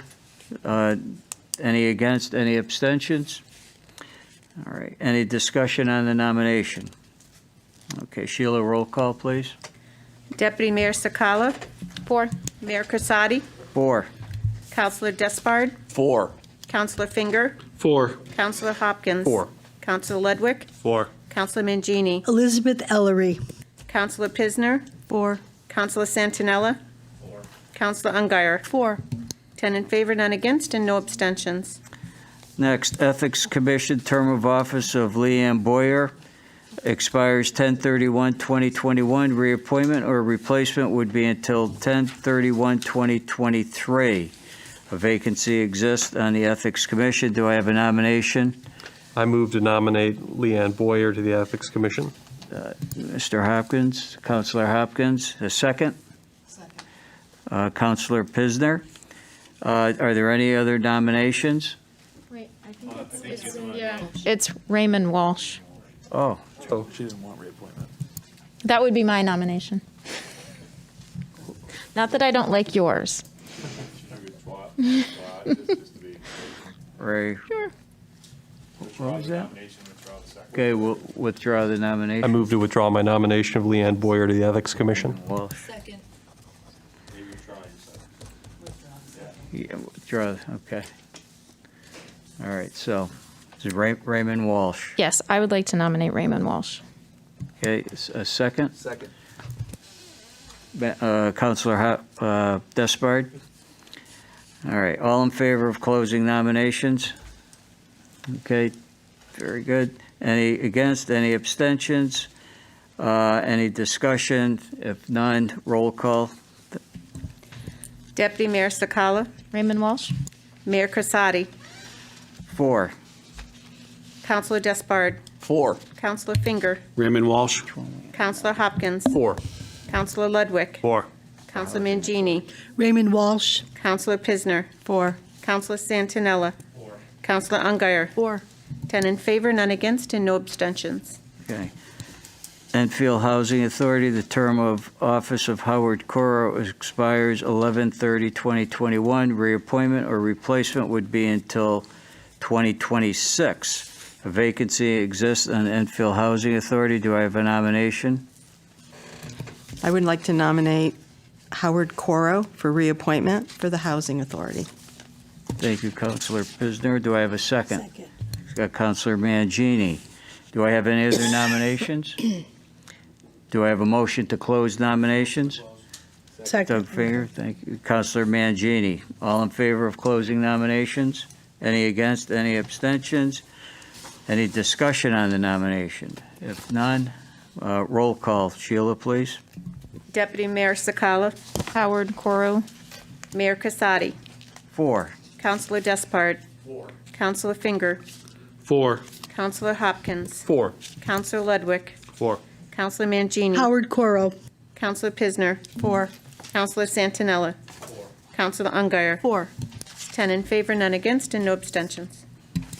Blight Review Committee, a vacancy exists for the term of the office of Jonathan Porzik expired 3/31/2021. Reappointment or replacement would be until 3/31/2023. Do I have a nomination for the Blight Review Committee? I'd like to nominate James Burns for the Blight Review Committee. Okay, Councilor Pisner, a second? Second. Councilor Santinello. Any other nominations? Okay, do I have a motion to close? Motion to close. Here, Yes. I just want to disclose to the council, Mr. Byrne is my corporate attorney. I am going to, he is an upstanding gentleman. He has expressed an interest, but I will abstain from voting because we have a financial relationship, and I want to just put that on the record. Thank you. Okay, thank you. All right. And just a quick point of discussion, Mr. Mayor. He has submitted an application for this specifically. For the Blight Review Committee, correct. Okay, thank you. All in favor of closing nominations? Any against? Any abstentions? Okay, 10 in favor of closing. Any discussion on the nomination? If none, sensing none, Sheila, roll call, please. Deputy Mayor Sakala? 4. Mayor Crisati? 4. Councilor Despard? 4. Councilor Finger? 4. Councilor Hopkins? 4. Councilor Ludwig? 4. Councilor Mangini? James Byrne. Councilor Pisner? 4. Councilor Santinella abstains. Councilor Ungary? 4. That's 9 in favor, none against, and 1 abstention.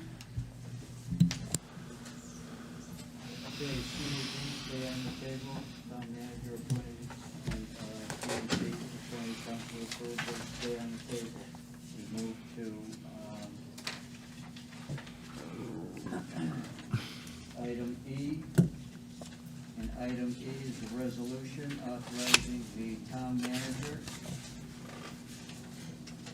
to sign and submit a memorandum agreement regarding the use of the federal fiscal year 2021 state homeland security grant funding and custodial ownership of regional assets in Demas Region 3. Whereas the above referenced memorandum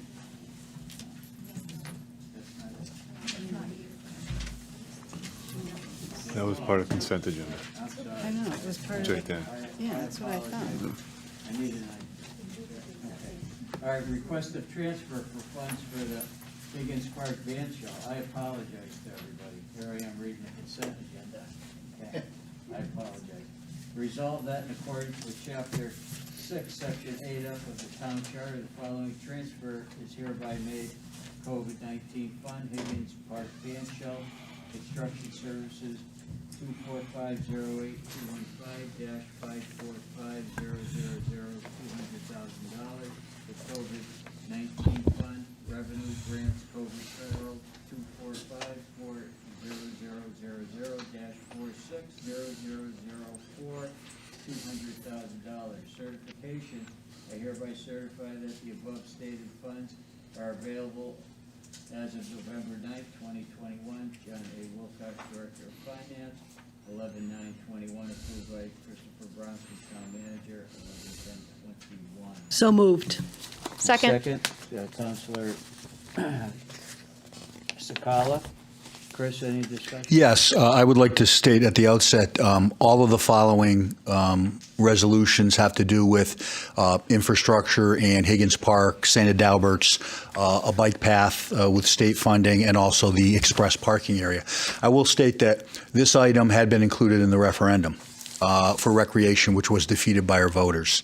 I will tell you I have the utmost respect for the will of the people. What I would say and why we came still forward with it is we like to work on concurrent paths. Some things we did outside the budget, some things we did in the CIP, some things we went to referendum. We submitted our American Recovery Plan of the $12.9 million basically after we'd had to formulate the question for the voters. We're under strict state guidelines as to what the questions will be for a referendum. So in the referendum, we included a couple of items. As a redundancy in a concurrent path, we weren't sure because the final rules for the American Recovery money aren't actually written yet in stone. And so we've been talking to our congressional delegation, CROG, and others in other towns. We believe, and now we think it's appropriate, that this is covered by the American Recovery under one of the 4 criteria. We didn't know that for certain when we did the referendum question. So I put it in both places. We were transparent. We said we're putting it in the referendum, but we're also going to do it for American Recovery in case the voters don't, or we also talking to John, remember, it's like the roof that we put in the roof referendum for the police department. It was also would have been included in the regional public safety, so it was in both places. We never would have paid twice. We would have just simply not borrowed the money under the roof referendum to do it.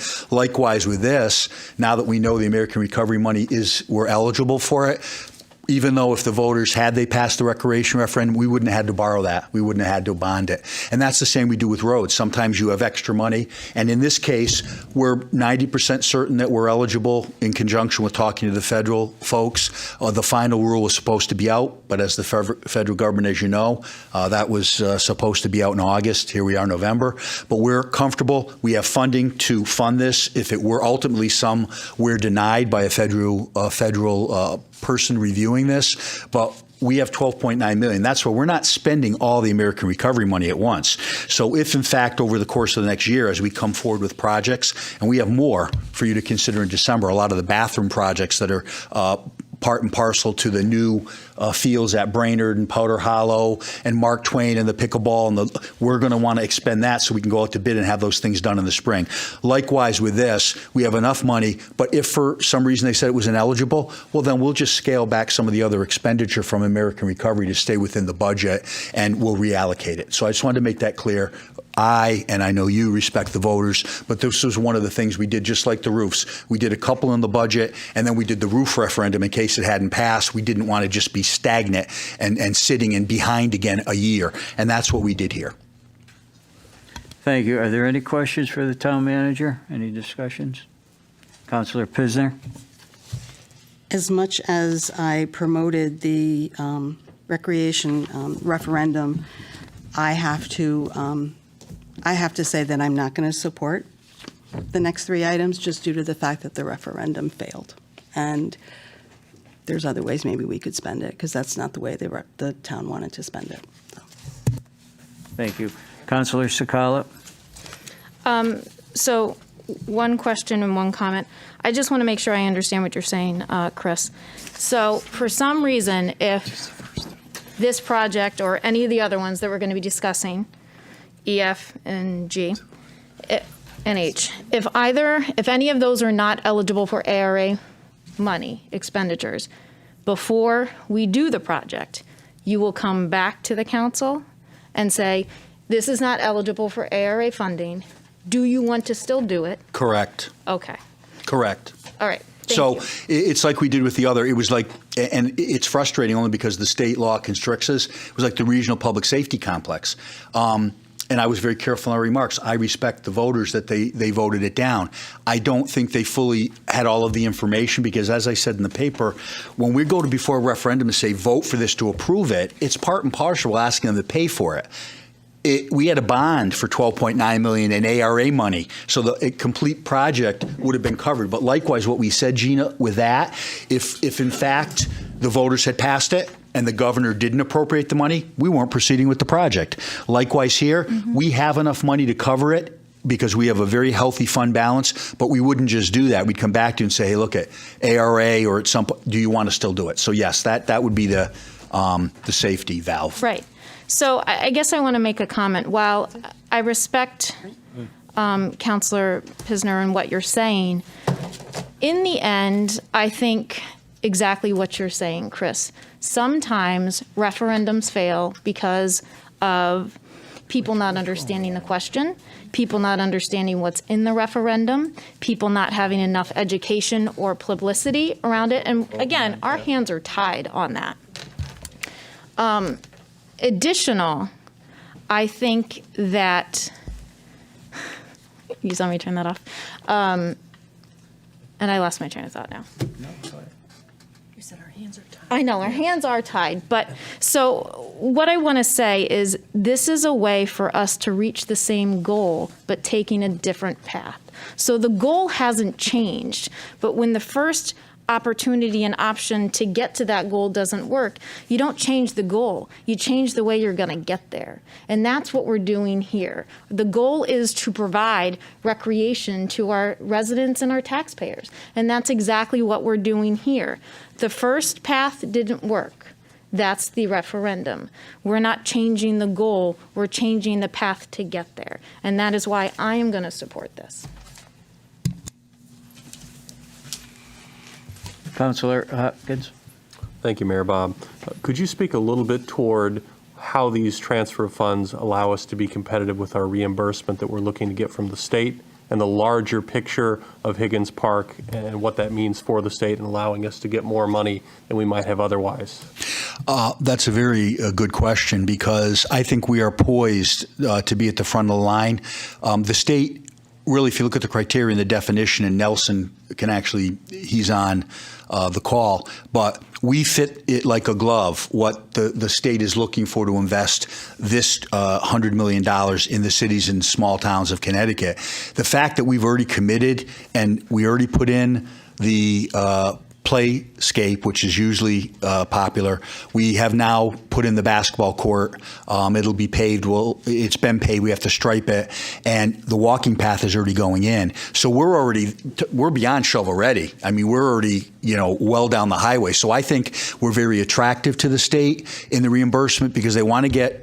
Well, Nelson, I'll leave it to you because Nelson formerly was with the Department of Economic Development in the state. He's reached out to see our eligibility. And to your point, Nick, I think we're at the front of the line. Other people might come in and say, well, we want to do this park, and it's $1.3 million. Well, the state's going to say, well, do you have plans? Well, not yet. Did you fund any money? Not yet. Well, let's look at Enfield. Enfield already put in their own money to do most of the park. Now they're going to finish it. And I think we're in a very attractive position for that 50% reimbursement. But Nelson, you want to elaborate a little bit? Because it really has to do with all the following questions. Good evening, Town Council. Well, the purpose of this grant, a challenge grant, the state's Department of Economic and Community Development, they're reaching out to all of the municipalities and basically asking the towns, come up with a project that meets livability, vibrancy, convenience, outdoor recreation to your residents. Big, there are projects, downtown major hub redevelopment projects, infrastructure projects, public space projects, mobility improvement projects, and really this town center project meets mobility and public space. They also looking at housing projects as well, but really it's those shovel-ready projects are going to get ahead of the line, and those communities are ready to put up, again, 50% of the project cost, which I think we are appropriating tonight and I've already appropriated in the past. So Chris mentions the 50% reimbursement. It's a matching grant. For every dollar the town of Enfield spends, the state's providing a dollar. Thank you both. Thank you. Okay, thank you. Councilor Finger? Through the mayor to the town manager, what kind of use did we get out of the gazebo for, that's supposed to be like one of our band locations, for people to come and use it, have bands in our town green parties or whatever. What was there overbooking? Was there that we really need another band shell? I mean, what I'm saying was it overused or underused? Well, the gazebo isn't a band shell. The gazebo, we've never, to my knowledge, had any renters or leasing under facility use for concerts or bands. We did it and we used it 4th of July adjacent to it. We did it at the Enfield Market and put some folks up there. That's not what it was designed for. It's heavily used, and there's usually a waiting list for weddings and those kind of things. But it's not a band shell for purposes of having a concert. And again, I'm not tied to this, Doug. This plan for Higgins Park was brought about by others probably a decade ago, and we looked at it. In spacing it out, we've already had people inquiries, what are you going to use it for? Can we reserve it? Can we do a concert? My thought was we'd put it under the facility use plan. We would talk and partner with not only the high school, but recreation. You see adjacent towns that do summer concert series, which are well attended. We're just going to have ample parking, a beautiful, great lawn. This isn't fancy by any means. This is kind of the bare minimum shell to allow a band, but it will be outfitted. Whenever we do it here, it's difficult. We don't have the proper electronics, the hookups, the connections for it. So it really isn't conducive to be a band show. This is really an open band show like Simsbury, and I think any of you who have gone to a concert there, how successful that's been. And they've attracted, and we can soup to nuts, however you want to do it, whatever size, but I think we could generate income. But I think it'd be wonderful for families to have it in the summer for concerts and also for use at the 4th of July, because just like the basketball court, they would draw on the parking lot previously. Now they're going to have a basketball court. Their concert, they got to bring in a stage. It's great expense.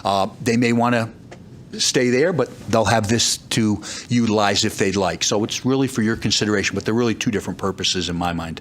Thank you very much. You're welcome. Any other discussions?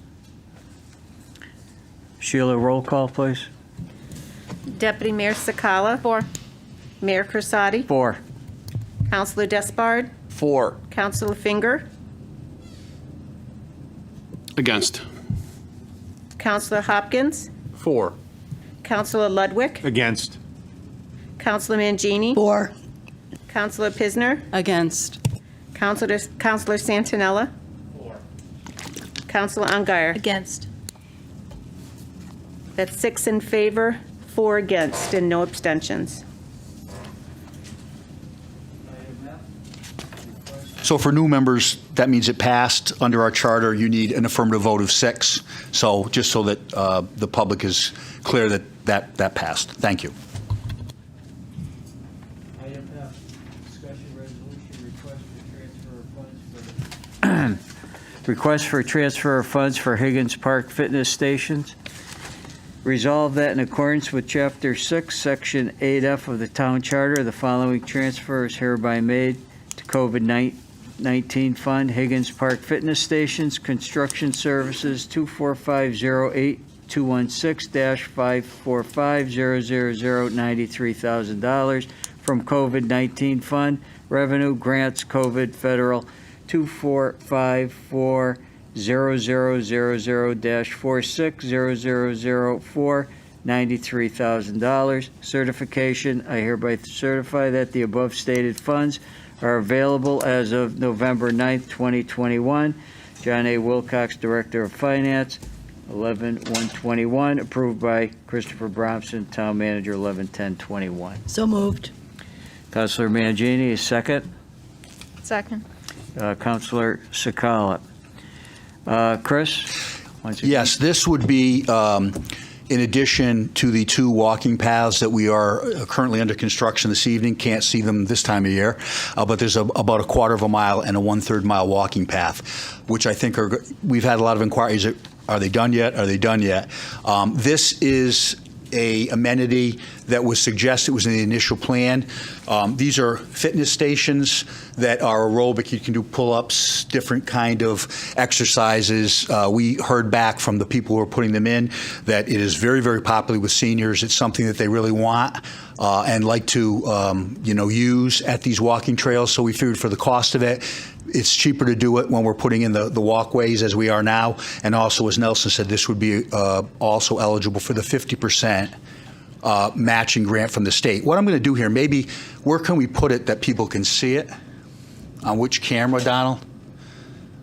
Maybe put it right below the mayor.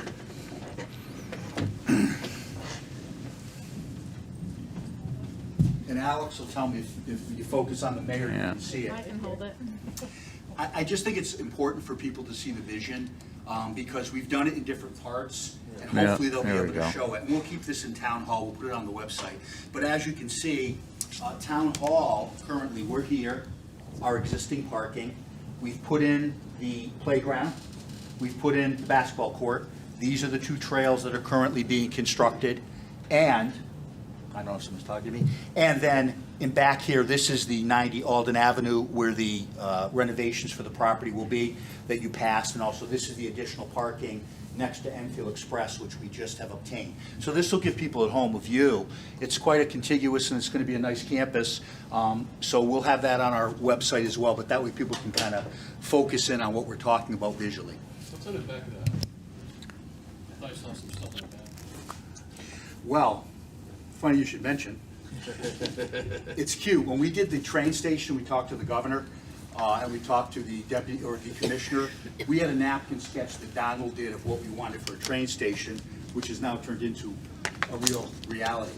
This was the initial concept for Higgins Park that we had pulled out of the archives and worked with Mr. Bellick, and that was our initial rendering of it. We moved things around a little bit, and we had an actual site plan done, and that's the final product on the back, but this was our initial concept. All right, thank you. You're welcome. That's great. Any questions for the town manager? Any further discussion? Sheila, roll call, please. Deputy Mayor Sakala. 4. Mayor Crisati. 4. Councilor Despard. 4. Councilor Finger. 4. Councilor Hopkins. 4. Councilor Ludwig. Against. Councilor Mangini. 4. Councilor Pisner. Against. Councilor Santinella. Councilor Ungary. Against. That's 7 in favor, 3 against, no abstentions.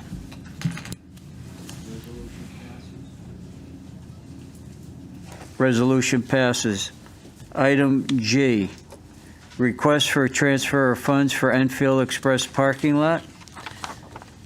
Resolved that in accordance with Chapter 6, Section 8F of the Town Charter, the following transfer is hereby made to COVID-19 Fund, Enfield Express Parking Lot, Construction Services, 245-08170-545-000, $425,000 from COVID-19 Fund, Revenue Grants COVID Federal, 245-40000, 460004, $425,000 certification. I hereby certify that the above stated funds are available as of November 9th, 2021.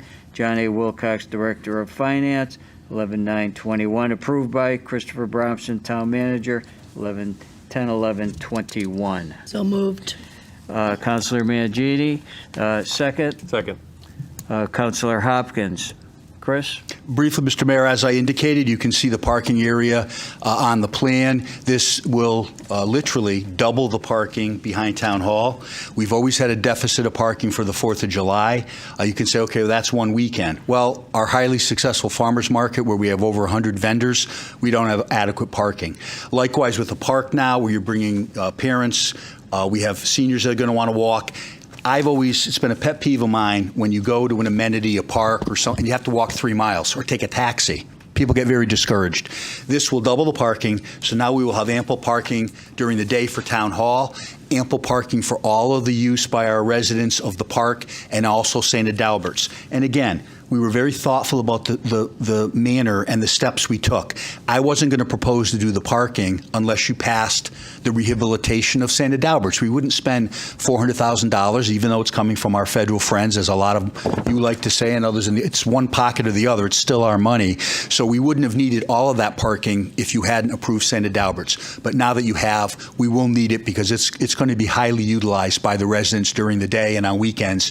And I think once they see this come to reality, you're going to have a lot of happy residents throughout the town. This is going to be great for everybody. And again, not only do we get the parking when we got Enfield Express, we got the drive-through, which our residents can use to pay taxes and get dog licenses. We put a police substation there. We have resident officers.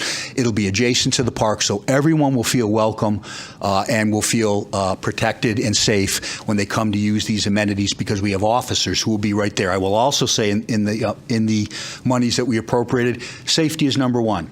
There will be call stations throughout the park, like you see in the college campus. If somebody's in distress or a medical emergency or concern, they can pull it. It'll go directly. This was an idea of the chief of police, and I commend him. We'll have those throughout. There will also be video cameras throughout the park and lighting. So this is going to be a safe family park for all to enjoy. Any questions for the town manager? Okay. Sheila, roll call, please.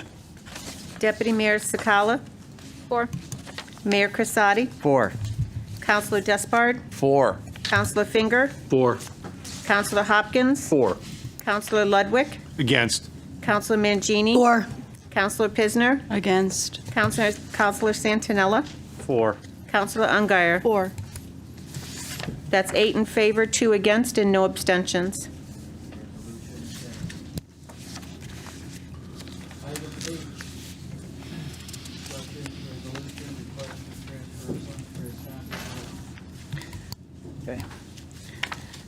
H, request for transfer of funds for Thompsonville Bike Path.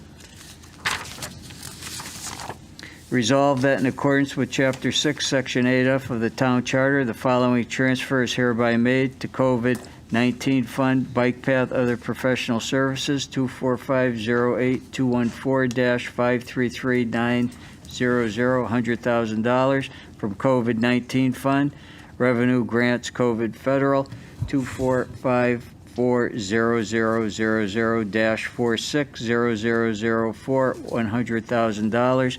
Certification, I hereby certify that the above stated funds are available as of November 9th, 2021. John A. Wilcox, Director of Finance, 11/9/21, approved by Christopher Bromson, Town Manager, 11/10/21.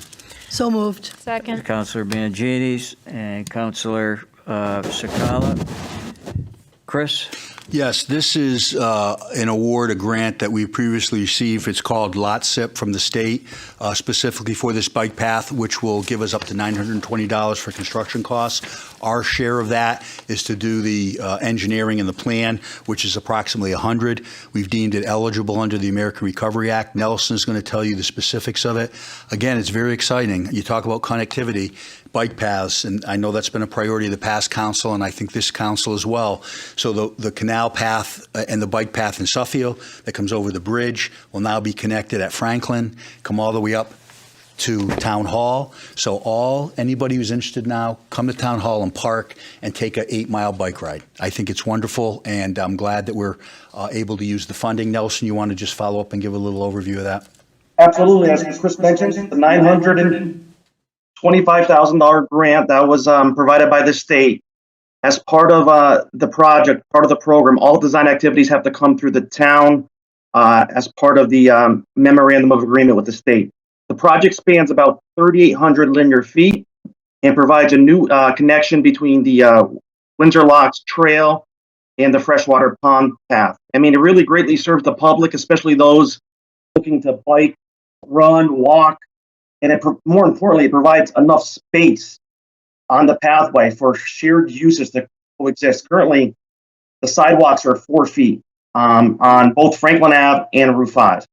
Franklin Ave will essentially be narrowed from a 40-foot wide one-way west. It's a one-way road with parking on both sides. It's going to change from being a one-way with parking on both sides to a 12-foot travel lane with parking only on the south side of the street. A stripe buffer will be installed so that the two-way bike paths and vehicle traffic can be separated. The two-way bike path will consist of two-way 6-foot bike lanes for bi-directional traffic.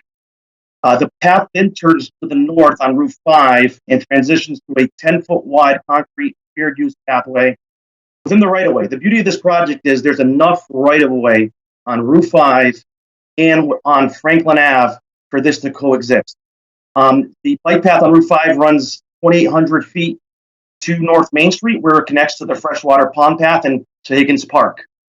The project also is going to bring in 15 new street trees along Route 5 as well, so it provides a beautification element to the overall project. My office is prepared to issue a purchase order with a on-call engineering consultant, and we're looking to proceed with design this winter, go out to bid in the spring, and have this work done in the summer. Any questions? And there's a map we contained in your materials. We'll also put that up with the map tomorrow on our website for those interested to be able to see it. Okay, Councilor Sakala. Thank you. So if this is going to include changing parking and/or, I guess, it's not going to change the flow of traffic since Franklin's a one-way, but if it's going to change parking, we need to make sure that we educate people who are on Franklin and any of the surrounding streets prior to give them enough notice, because I know that there is parking on both sides. Nelson's nodding. Perfect. Yeah, I mean, as part of this LOSUP program, Gina, we got to go through a public informational meeting process, design review. So we're going to provide at 50% design. We're going to have a public meeting in the town chambers to go over the entire project. It's subject to final design approval. Again, it's got to meet all the state requirements because it's state funding, but the public is going to have a time to comment on the design, and we'll take into their comments.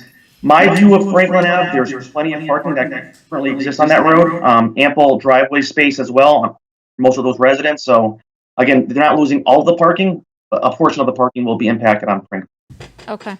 So I guess I just want to make sure that I understand this, and if I'm right, then I want to make sure everybody else understands this too. So we're getting a grant for about $920,000 for a project that may cost about $1 million, give or take. So, and we're using $100,000 of Enfield funds, but it's really ARA funds. Correct. And on top of that, we can actually possibly get 50% of that $100,000 back. I don't know that this one is eligible. The park, all the others were, but Nelson, did you look into that for this? I mean, I wouldn't say that. That's a good. I mean, you bring up a good point, Gina. If we consider that this bike path project is part of Higgins Park, we may be able to include it. That's a battle I'm going to have to fight with the state. I will win that battle. No, we're not. We never. No, Nelson, stand down. We're not going to try to torture an interpretation. We have a great reputation with the state. It's never been part of Higgins. I appreciate the sentiment. We can stand alone, and if we can submit it on its own merits, we will, but we're not going to. Right. I don't see it's tied to the park. It never has been. This has been a project that we've considered for years, so it's $100,000 up front towards $1 million project. So 90% is state, 10% is us. I think that's a great bargain, but I don't know that it's eligible for any kind of reimbursement. All right, but you'll be able to look into that. We will look into it, and if it is, Nelson will apply, but we're not going to say it's part of Higgins Park. All right, thank you.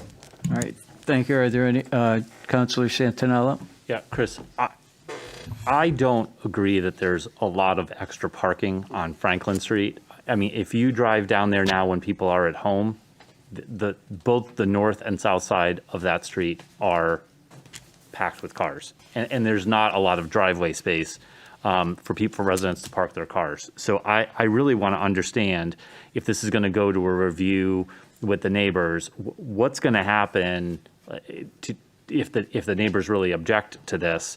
What is Plan B? Or I just see people being very put out by this. I completely understand why. And I just don't want to approve something today that we're not going to be able to revisit if they object. Will it come back to the council? Yes, I think what we would do, much like the deputy mayor had indicated previously, if we found something ineligible, we'd come back and not just spend town money. Likewise on this, it's a very attractive because it's almost $1 million the state is giving us. But having said that, I think, and what we can do is tailor it. We will dedicate the money. We'll go through the process. We'll have the public hearing.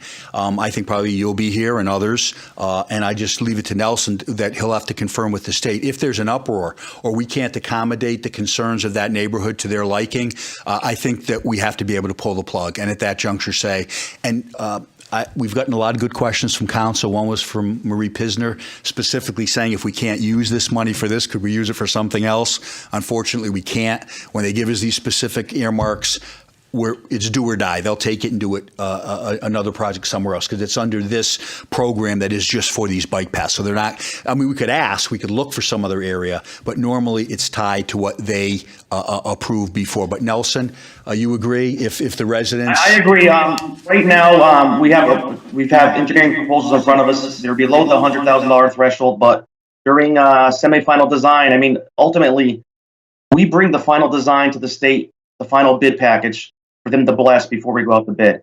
If we decide as a town not to proceed with the project, I mean, we may lose out on the grant, but we don't proceed with construction. The worst case scenario is that whatever amount we are able to get the plans for, the $50,000, if you pull the plug, well, that's money we spent. It was a good endeavor, but we wouldn't get that $50,000 back. But you still have the ultimate discretion to say, we don't want to do the projects, thank you, but we don't want to inconvenience our residents. Hopefully we'll be able to accommodate them, but if not, your loss here you're facing is up to $100,000. I just want to be clear. So we would only lose the $100,000, not the entire. No, we'd lose the $920,000. If you can't come to an agreement with the residents about using Franklin under the plan and we can't come up with an alternative, we're out. The $920,000 goes away. These are specific earmarks for the state. So you'd like to be able to say, well, if we can't use it there, let's use it out, on rails to trails or use it in another part of town. We had this with the earmark for the train station forever. Initially, they were going to put a salmon bridge for millions of dollars.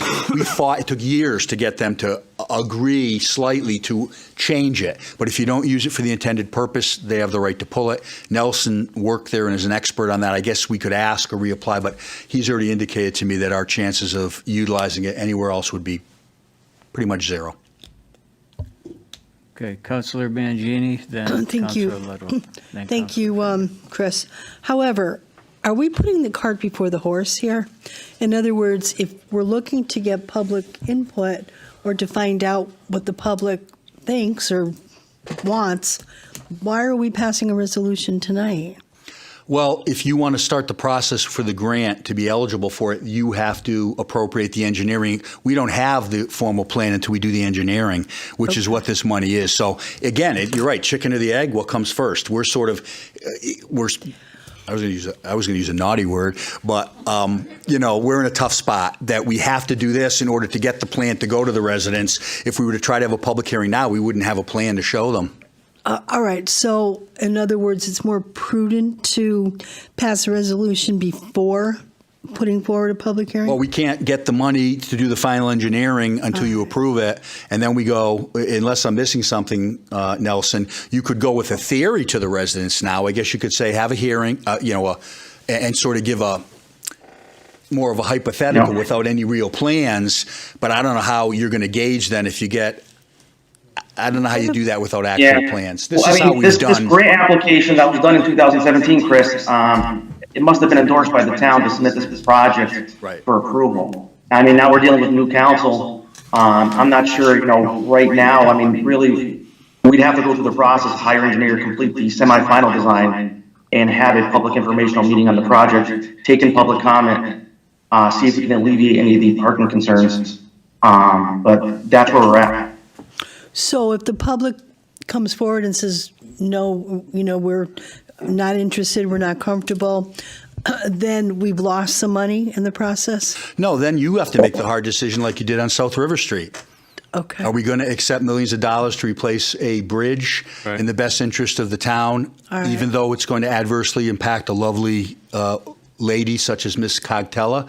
So public comment is just for that. You will have to weigh it, and you'll have to say, is this so detrimental to those residents who objected? You're going to have residents there who love to bike, and they're going to say, we love it, we want it.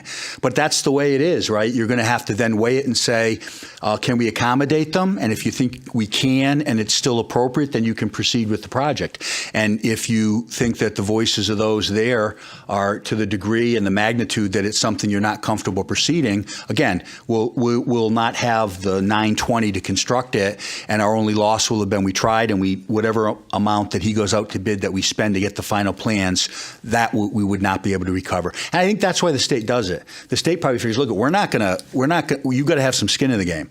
We're not going to just put 920 and 100 of it's for engineering, then you have a public hearing, and we lost the 100. You want to roll the dice, and again, I wasn't here when they applied, but you're right. We come before the council to apply for these grants, and it was explained. So the consensus then in the vote was to proceed with it.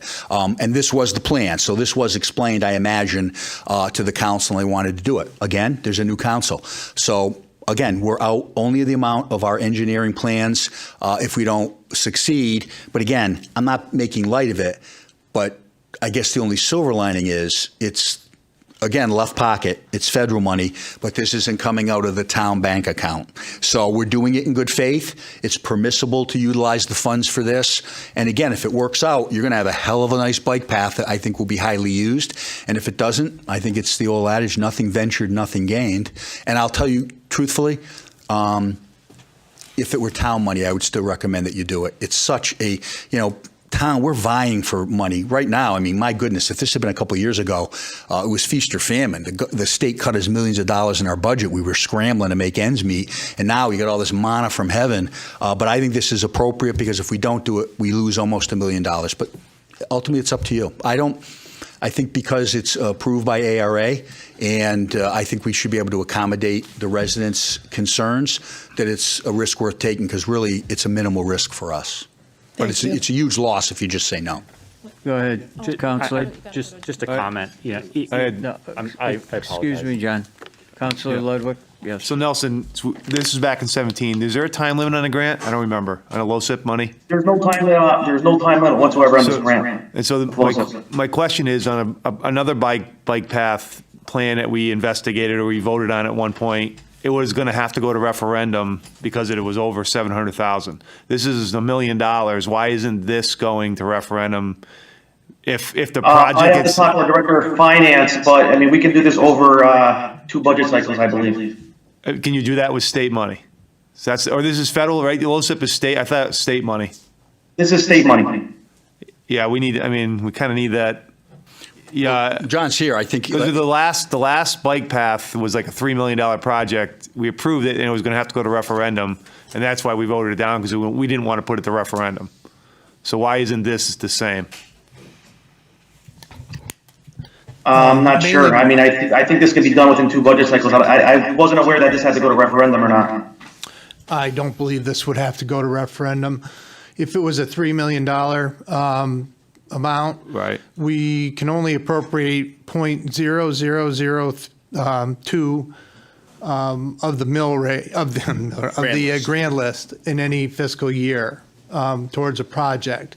We can do this because we would be able to. We even in the $3 million example, we could have appropriated.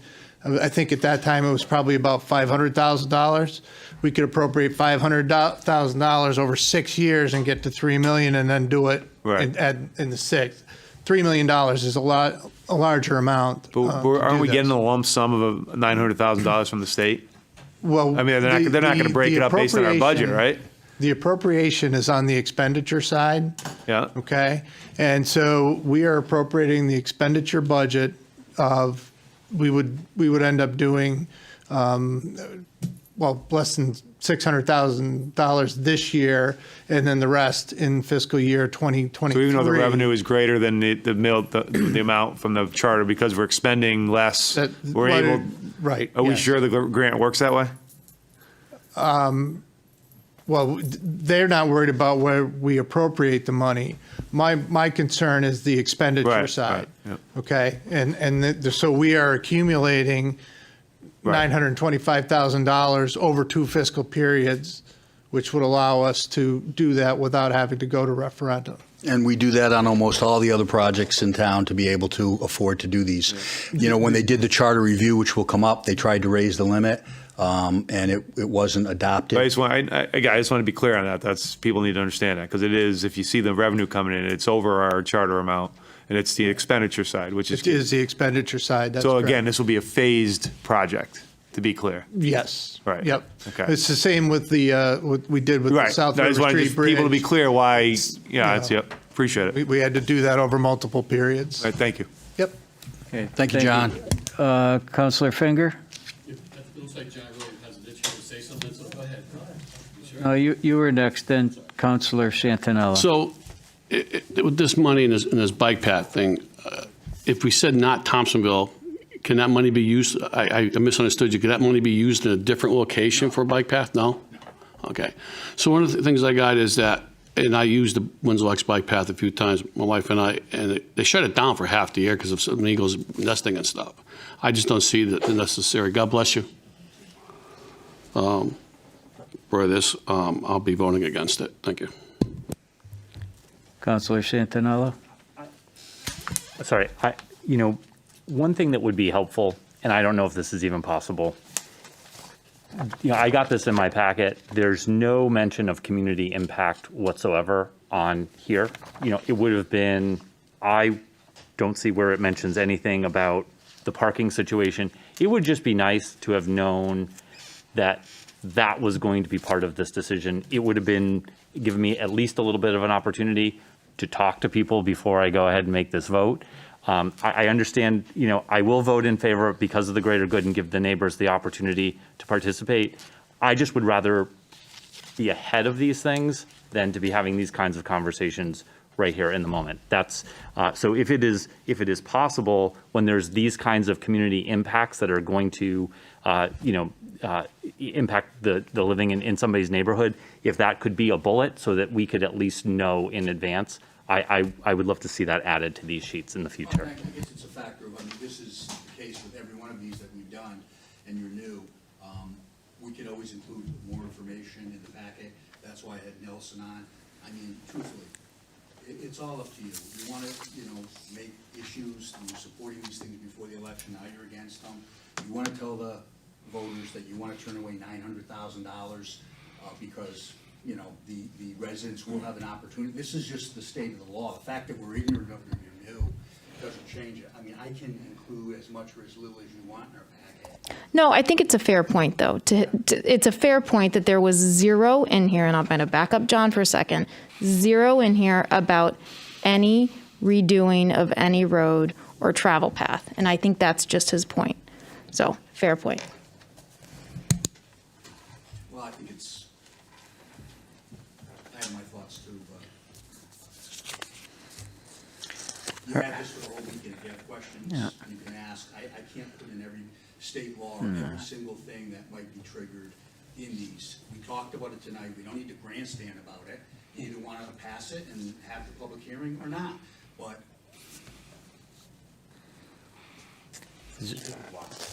wow. Okay. Is there any further discussion on this? Okay. I thought before the election, my time here was tonight, watching all of you and being in executive session, I think it's time for you to pick your own manager, for you to proceed on your own course. So what I'm going to do, I'm going to leave now. I'm going to make my resignation effective in 2 weeks.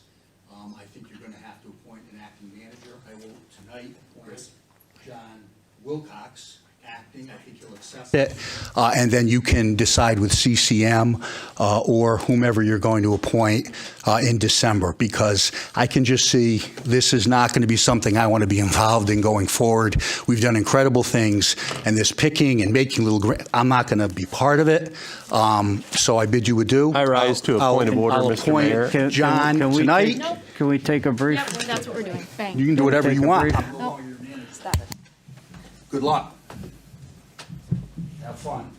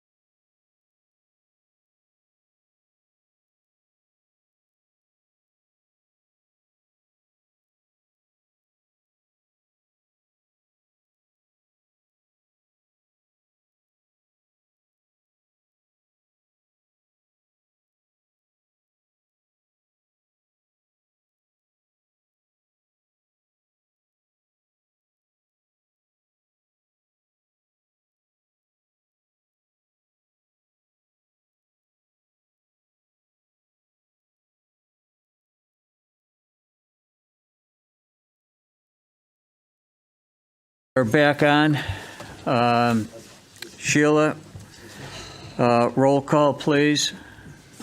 Who are we voting on? We're- Any more discussion? Any further discussion on item H?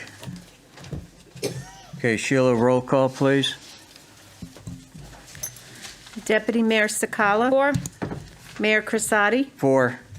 Councilor Despard. 4. Councilor Finger. Against. Councilor Hopkins. 4. Councilor Ludwig. 4. Councilor Mangini. 4. Councilor Pisner. 4. Councilor Santinella. 4. Councilor Ungary. 4. That's 9 in favor, 1 against, and no abstentions. Item I, discussion resolution request of transfer of funds for 90 Alden Avenue for fiscal year 2021. Resolved that in accordance with Chapter 6, Section 8F of the Town Charter, the following transfer is hereby made. The general fund from 100400-499,000, $273,000. General fund revenue appropriated fund balance to 108-00092-593010, $273,000. General fund unallocated transfers to capital and non-recurring fund from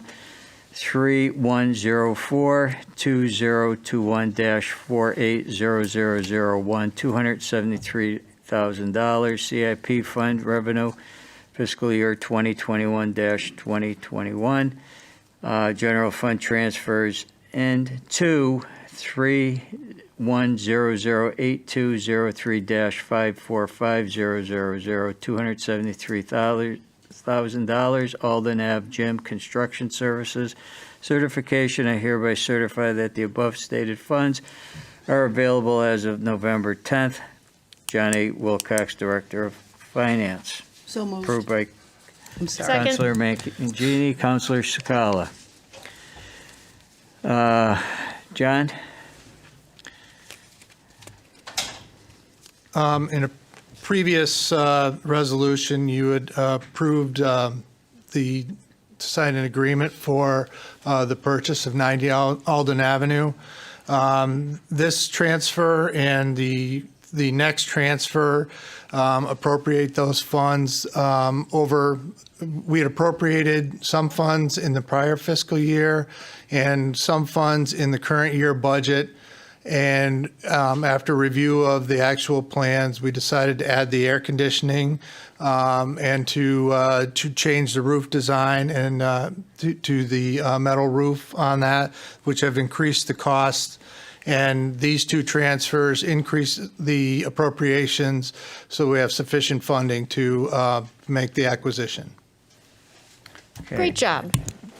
Any discussions, questions? Councilor John, Ludwig? John, just for the record, so it's, again, in phases and just the total cost that we've allocated for the purchase, the overall purchase of the building and the work that's going to be done. That's correct. These two will bring us to the maximum amounts for. So what's the overall cost of the project? Meaning, I know you mentioned we allocated money prior, so about 1.2 million for the record? Probably closer to 1.3. Okay, yeah. and just, it's going to That be in we have phases? budgeted Yep. and. Yeah. Thank you.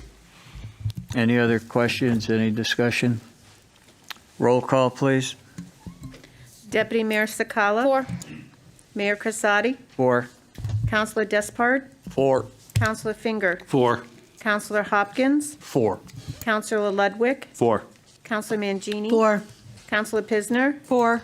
Councilor Santinella. 4. Councilor Ungary. 4. It's 10 in favor, none against, and no abstentions. J, discussion resolution, request of transfer of funds for 90 Allen Avenue for fiscal year 2022, in the amount of $439,000. Resolved in accordance with Chapter 6, Section 8F of the Town Charter, the following transfer is hereby made. Motion to waive the reading. Second. Well, it's up to you. Okay, Councilor Hopkins? Then what? Mayor Crisati, We need a hand vote. All in favor, raise your hand. 10-0, motion passed.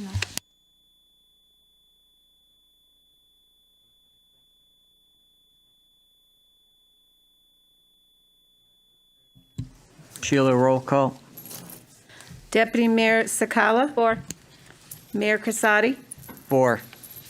Counselor Despard? 4. Counselor Finger? 4. Counselor Hopkins? 4. Counselor Ludwig? 4. Counselor Mangini? 4. Counselor Pisner? 4. Counselor Santinella? 4. Counselor Ungary? 4. 10 in favor, none against, and no abstentions. Item K, discussion resolution, bid waiver acquisition of replacement Glock sidearms for the Enfield Police Department. Resolution waiving the bid requirements for the Glock sidearms, whereas the Enfield Police Department wishes to and has previously obtained town council approval to replace the sidearms issues to sworn department personnel owing to the age and condition of these sidearms. And whereas the Enfield Police Department has reviewed and tested available and appropriate sidearms, and as a result wishes to continue using Glock sidearms owing to this company's proven reliability and corresponding services. And whereas Glock has 3 retail vendors authorized to sell firearms in the state of Connecticut, and whereas Perro's Gun Shop and Police Supplies, Inc. of Waterbury, Vermont, which is not on the state of Connecticut contract list, has provided the lowest quote of these 3 authorized vendors of $30,898, and that further, this quoted price is less than that set under the state of Connecticut contract list. Now therefore be it resolved that in accordance with Chapter 5, Section 8, Paragraph D of the Enfield Town Charter, the Enfield Town Council does hereby determine that it is against the best interest of the town to require competitive bidding for replacement Glock sidearms. So moved. Councilor Mangini, second. Second. Councilor Sakala. The Chief is here.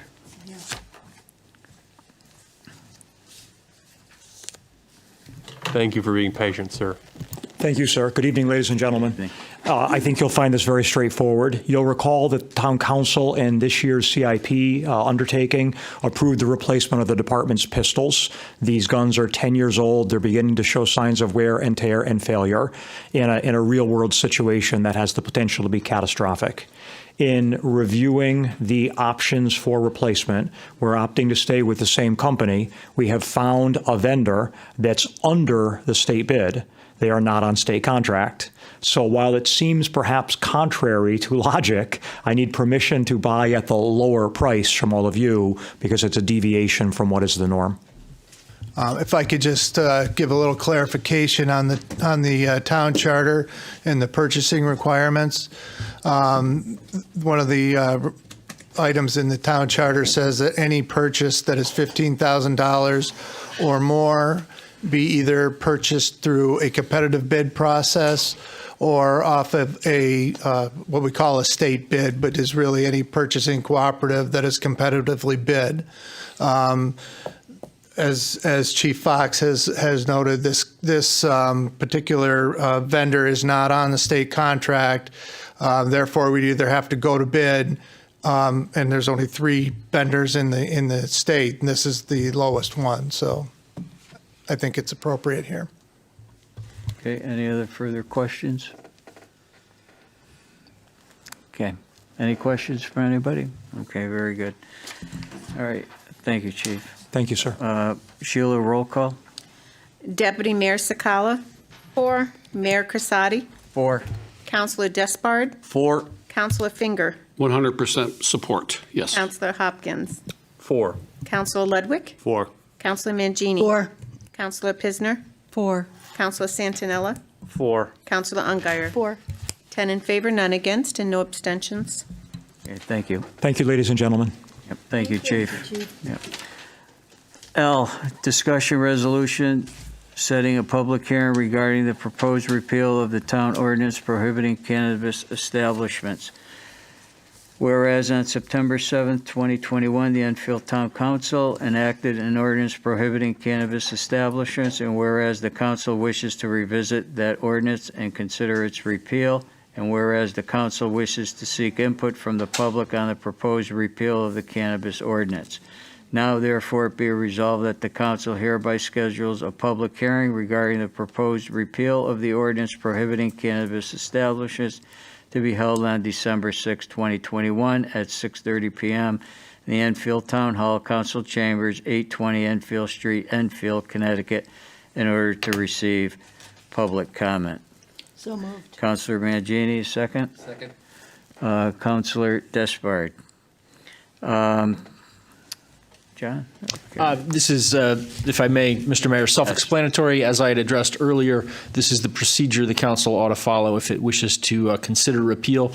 You'd have the public hearing on the 6th. We had actually prepared a resolution that would serve that purpose for the 6th. That didn't make it into this packet. I think we might change the name of that, but you'll have that for your next meeting. Okay, thank you. Any other further discussions? Sheila, roll call, please. Oh, wait. Oh, I'm sorry. I'm going to vote against it. I spoke my mind on September 6th, and I'm going to speak it again. We just appropriated monies for a park here in town, a bike path, and it's all quality of life. I do not believe recreational cannabis is good for quality of life. You know, maybe if we thought about this a few years back, we wouldn't have a vape shop on every corner in Enfield. Maybe we shouldn't have as many package stores as we have. I think it's sending the wrong message, and I will stand firm on that. There was an article in the JI. Officials grapple with how to control use of the new legal vices, cannabis and gambling. I know I'm old. I'm from another generation. But I'm looking forward because I saw mistakes that were made long ago. Enfield should be a destination, but it should not be a destination for things that are not healthy for you. Now, medicinal, I have no problem with, but recreational, I still think it's not a healthy lifestyle. So I'm going to stand true to that, and I'm going to fight it with all my might, because I really don't want to see it. We are making a decision for generations to come. This isn't for a year from now, a month from now. And the thing about it is everybody says we're going to get all this money. $5 million gets sold. It's $150,000. It's going to take $100,000 just to figure out a bike path. What are you doing with $150,000 when your hands are tied on how you can use it? And we know the state of Connecticut has lied to us before. So they're going to give us 3% now. Well, maybe in a year from now, you're going to get 1%. So I stand firm. I don't want cannabis in my town.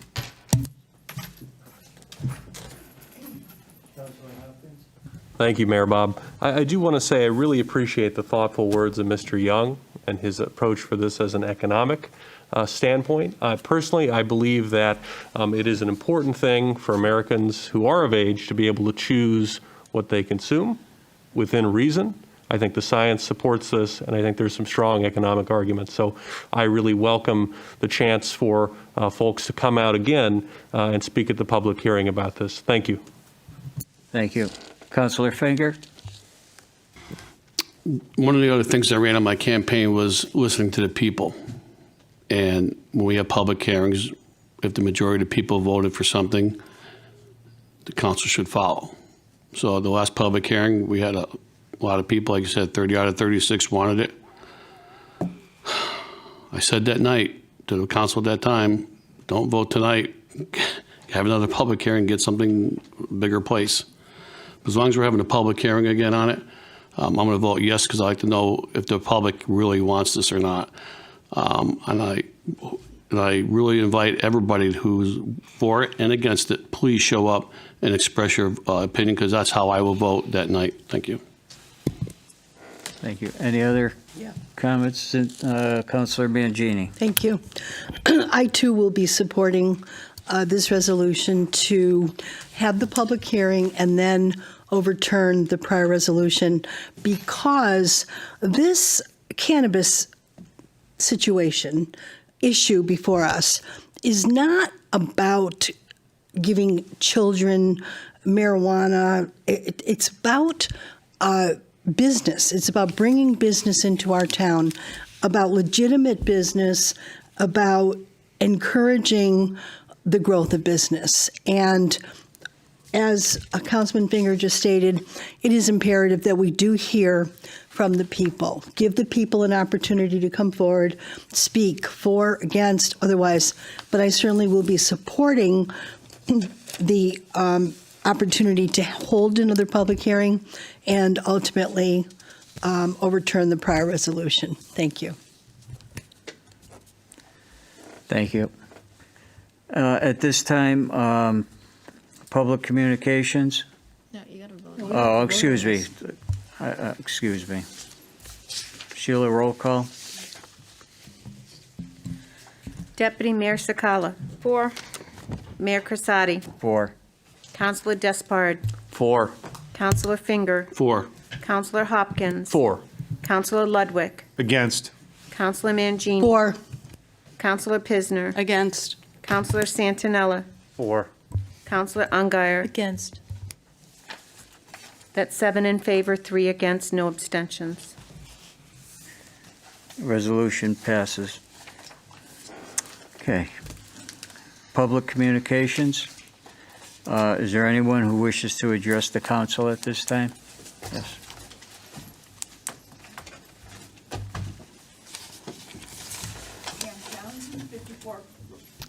Pam Townsend, 54 Kimberly Drive. Okay, I have no issue with medicinal marijuana. I keep hearing that this is a business thing. I want to see the numbers of how it's a business thing. I also want to know, right now, if someone gets stopped, the police believe that they're intoxicated, they can have them blow into something. How do the police determine if someone is misusing the marijuana? I'm not for recreational marijuana.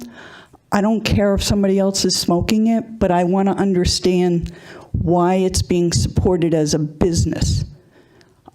I don't get it. And if somebody can show me the numbers, maybe I can support it more.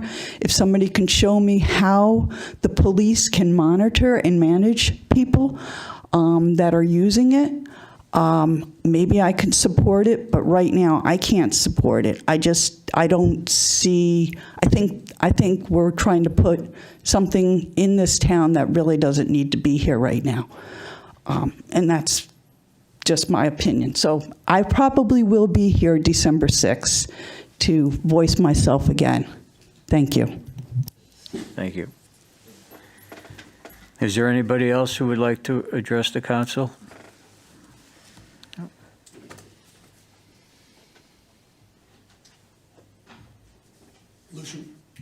Lucian Lefebvre, 54 Kimberly Drive. On the marijuana thing, I mean, this is so controversial within the town here, just in this room. Doing a public hearing, and I know from the past, if you can get 30 people in favor of what you want to show up at a public hearing, you're going to get what you're looking for. Why couldn't this have gone out as a referendum vote for all the people in the town to vote on it, to know where they stand?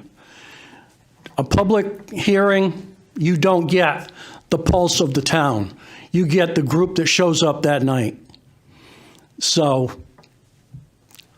you know, my personal opinion, recreational, no. Medical, yes.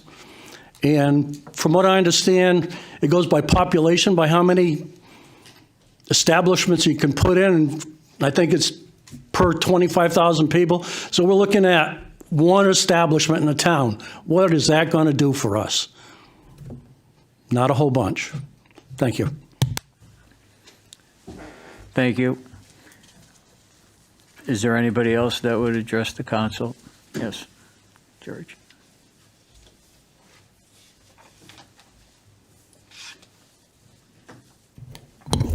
George Young, Holly Lane, Enfield. I just thought it was pretty interesting how we have a duplicity of budgeting where we go for a referendum for money here, and at the same time we're putting it in another way to stay under the percentage of the budget that we can do without a referendum. So, as my mother used to say, there's more than one way to skin a cat, and it seems like that's what we have done tonight in a number of items. But I don't disagree with it fully. I like to see things get done, even though it sometimes is a little deceitful to some of the public people. One other thing I want to mention is we keep talking about the American Recovery Act and the ARA funds. I know what happened down in West Haven, I believe it was West Haven, where they misappropriated a little over $600,000 for various reasons. I hope here we're going to start having some real good control, or maybe a separate report, and approve the vendors that are involved in spending some of this money to make sure they're not attached in any way to the council or other people in town. Because I hate to see Enfield come up as another name for misuse of funds. That's it. Thank you. Thank you. Is there anybody else who would like to address the council at this time?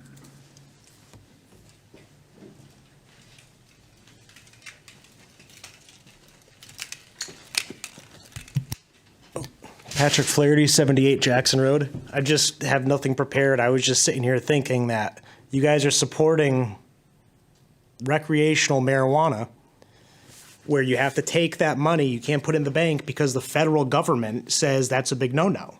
The federal government, the same government that you are telling us to trust the science on.